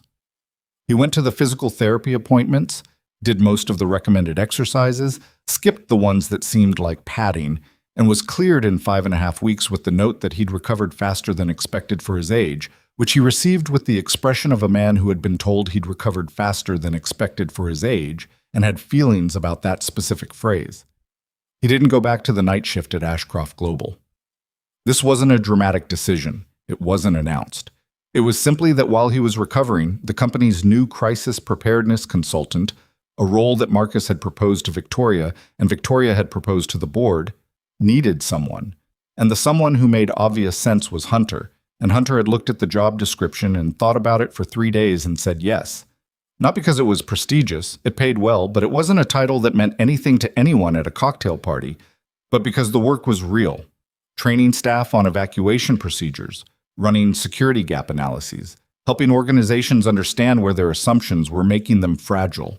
It was the same work he'd been doing informally for 2 years while pushing a mop cart, just with the resources to actually implement the findings. Emily was furious about the loss of the janitor job for approximately 48 hours, during which she delivered a small, considered speech about how the janitor job had been a form of integrity, and she didn't want her father to become someone who only did impressive things.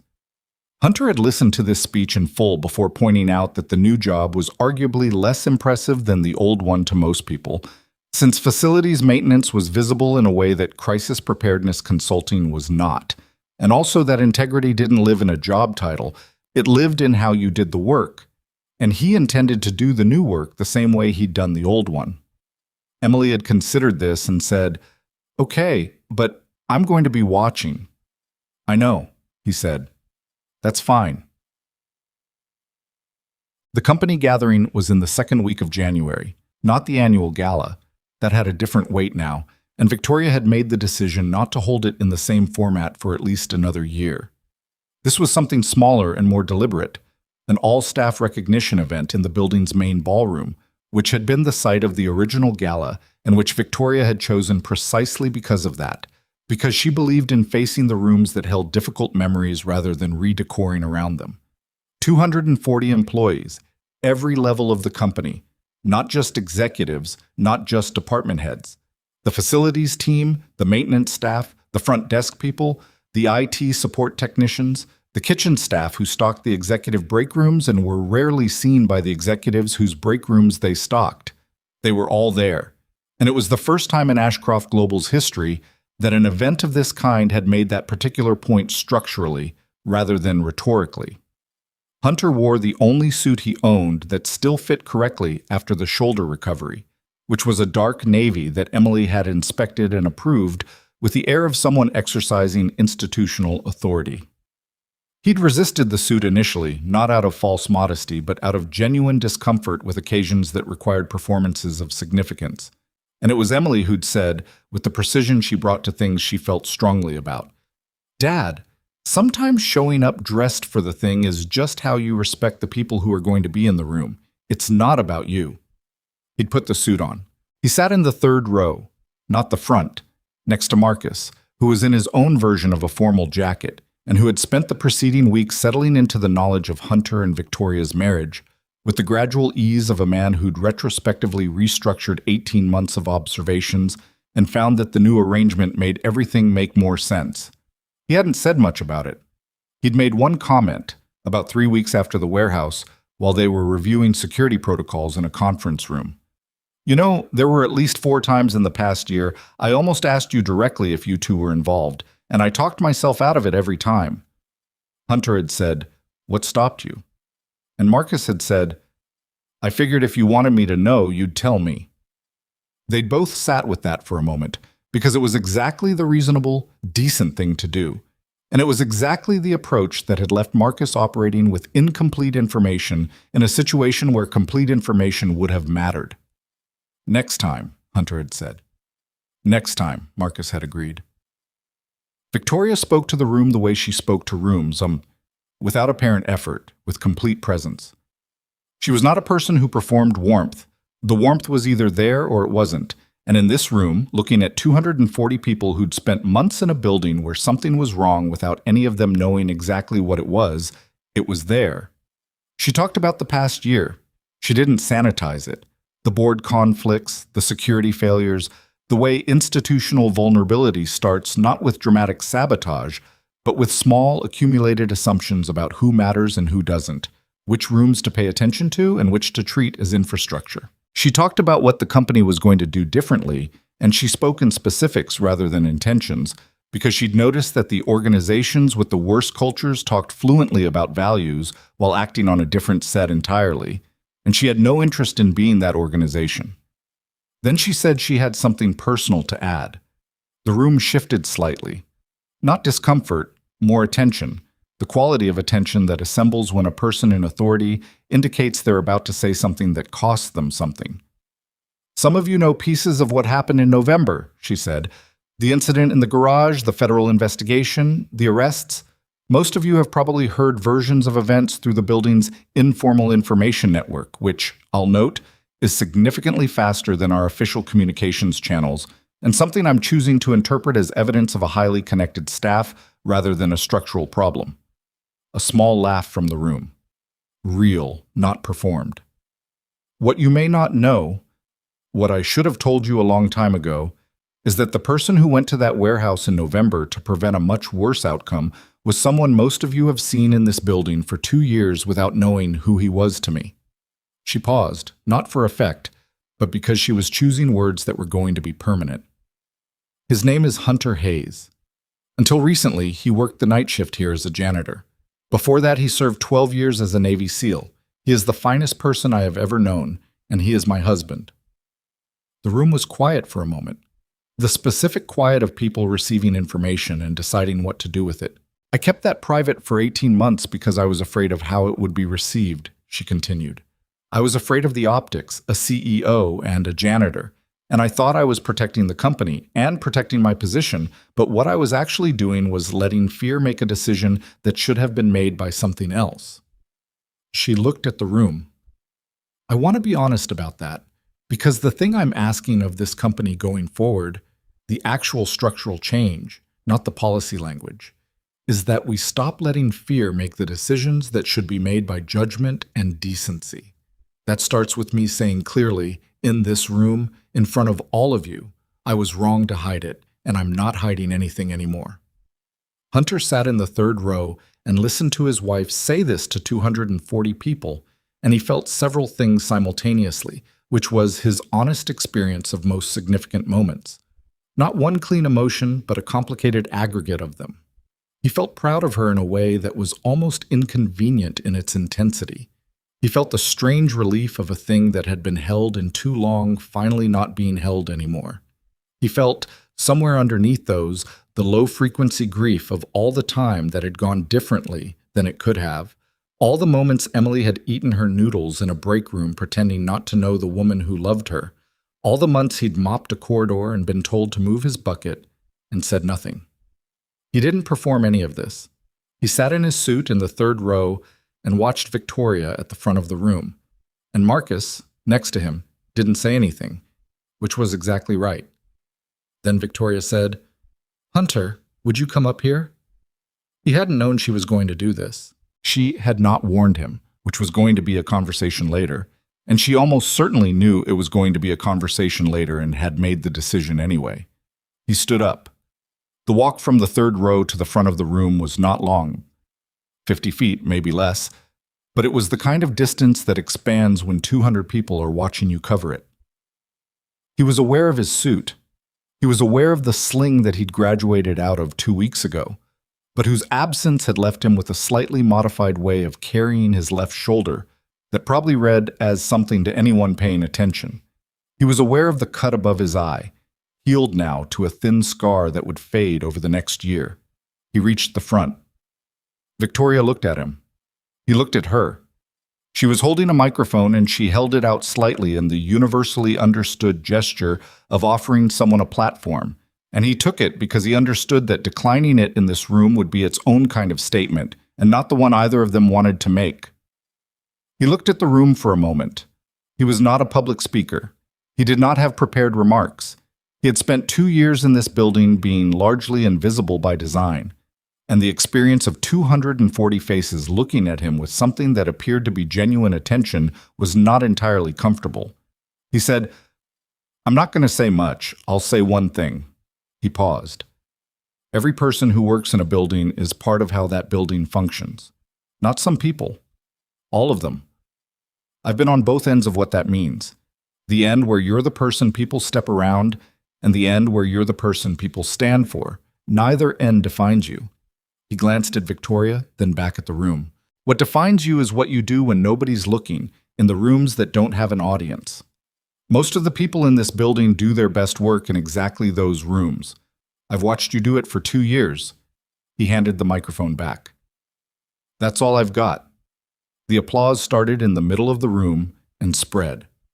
Not politely. Genuinely. The kind of sound that comes from people who have been told something true and respond to it the way humans tend to respond to true things, with the relief of recognition. Hunter stood next to his wife at the front of the room, in a suit his daughter had approved, with a scar above his eye that was going to fade, and a shoulder that was going to fully heal, and a marriage that had finally stopped being a secret. And he received the applause without performing anything in response to it, which was how he'd always done things and which he intended to continue. That's it. In the months that followed, Ashcroft Global changed in some ways and stayed the same in others, which is the honest shape of institutional change, never as complete as the announcement of it, and never as shallow as the cynics predict. The respect policy that Victoria implemented was specific rather than symbolic. Compensation audits for maintenance and support staff. Mandatory cross-department awareness sessions that were not optional and were tracked for completion. A formal reporting structure for conduct issues that had teeth rather than just language. Richard Crane's departure had opened a board seat that went to a woman who'd spent 20 years in supply chain operations and had opinions about organizational health that were grounded in having watched it fail from the inside. She and Victoria had productive disagreements in almost every meeting, which was how Victoria knew it was working. Joel from maintenance got the compressor issue on the 14th floor permanently resolved in February, after Hunter included it in a facilities risk assessment that Victoria reviewed and approved with the note, "How long has this been flagged?"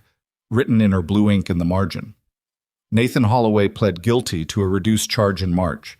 He was sentenced to 3 years with the possibility of parole. Hunter read the sentencing report and thought about the man. Not without anger, because the anger was real and it had a legitimate address, but also with the complicated human recognition that Nathan had been a specific kind of coward who was common and almost ordinary, the kind who reaches for an easy advantage without fully looking at what he's reaching through to get it, and who then can't stop once the reaching has started. It didn't excuse it. It just made it comprehensible. And comprehensible things, Hunter had found, were easier to put down than incomprehensible ones. Damian Cross's trial was scheduled for the fall. Hunter's contact told him it was going to be long and covered by outlets with various agendas, and that Hunter should prepare for his name to appear in places he'd prefer it didn't. Hunter said he understood, and he did. Well, Emily turned 11 in March, on a Sunday, which she announced was the best possible day to have a birthday because it meant a full, uninterrupted day of whatever she wanted without any scheduling complications. What she wanted was a documentary marathon and breakfast food for all 3 meals. Not fancy, just the specific pleasure of a day shaped entirely by her own preferences. In the apartment that had gradually stopped being her father's apartment and started being theirs. Victoria's cardigan on the hook, her books on the table, her coffee mug on the shelf next to the others, without anyone having made a formal announcement about it. They had pancakes for breakfast and pancakes for lunch.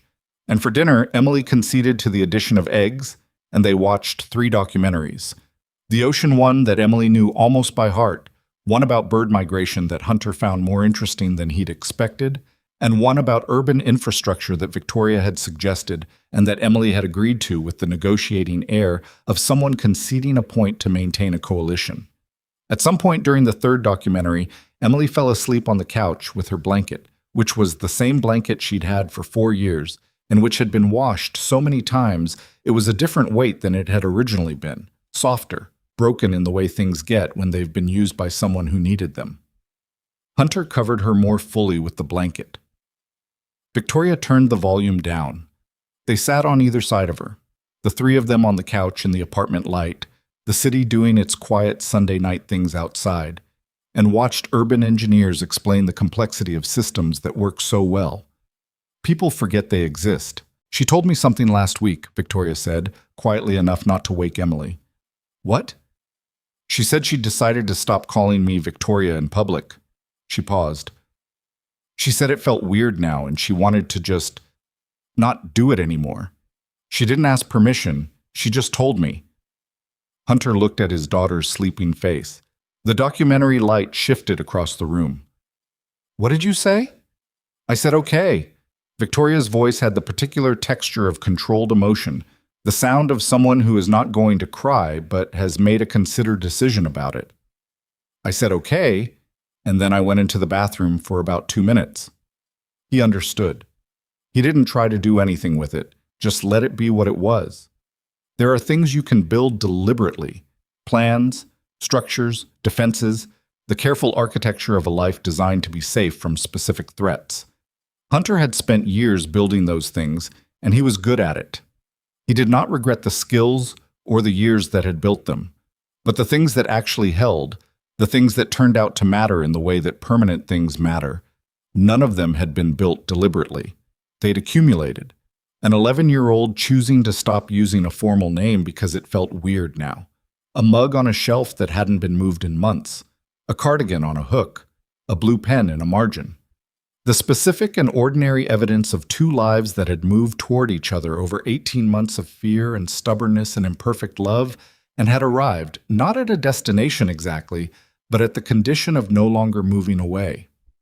Hunter had spent a long time believing that the measure of a person was what they protected, what they were willing to stand in front of, what they refused to let be taken. That was part of it. He still believed that. But sitting in his apartment on a Sunday night with his daughter asleep between him and his wife, in a city that didn't know or care about any of this, he thought the other part was simpler and harder both. What you were willing to let be seen. The marriage that stopped being a secret.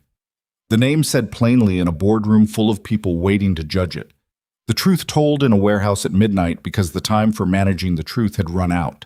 Not the warrior in the work lamps. Not the decorated service record or the corporate title or any of the useful, impressive things they were each capable of when necessity required it.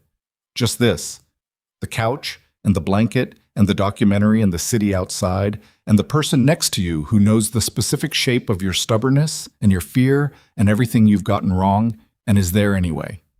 That was the thing worth protecting. That was the whole thing.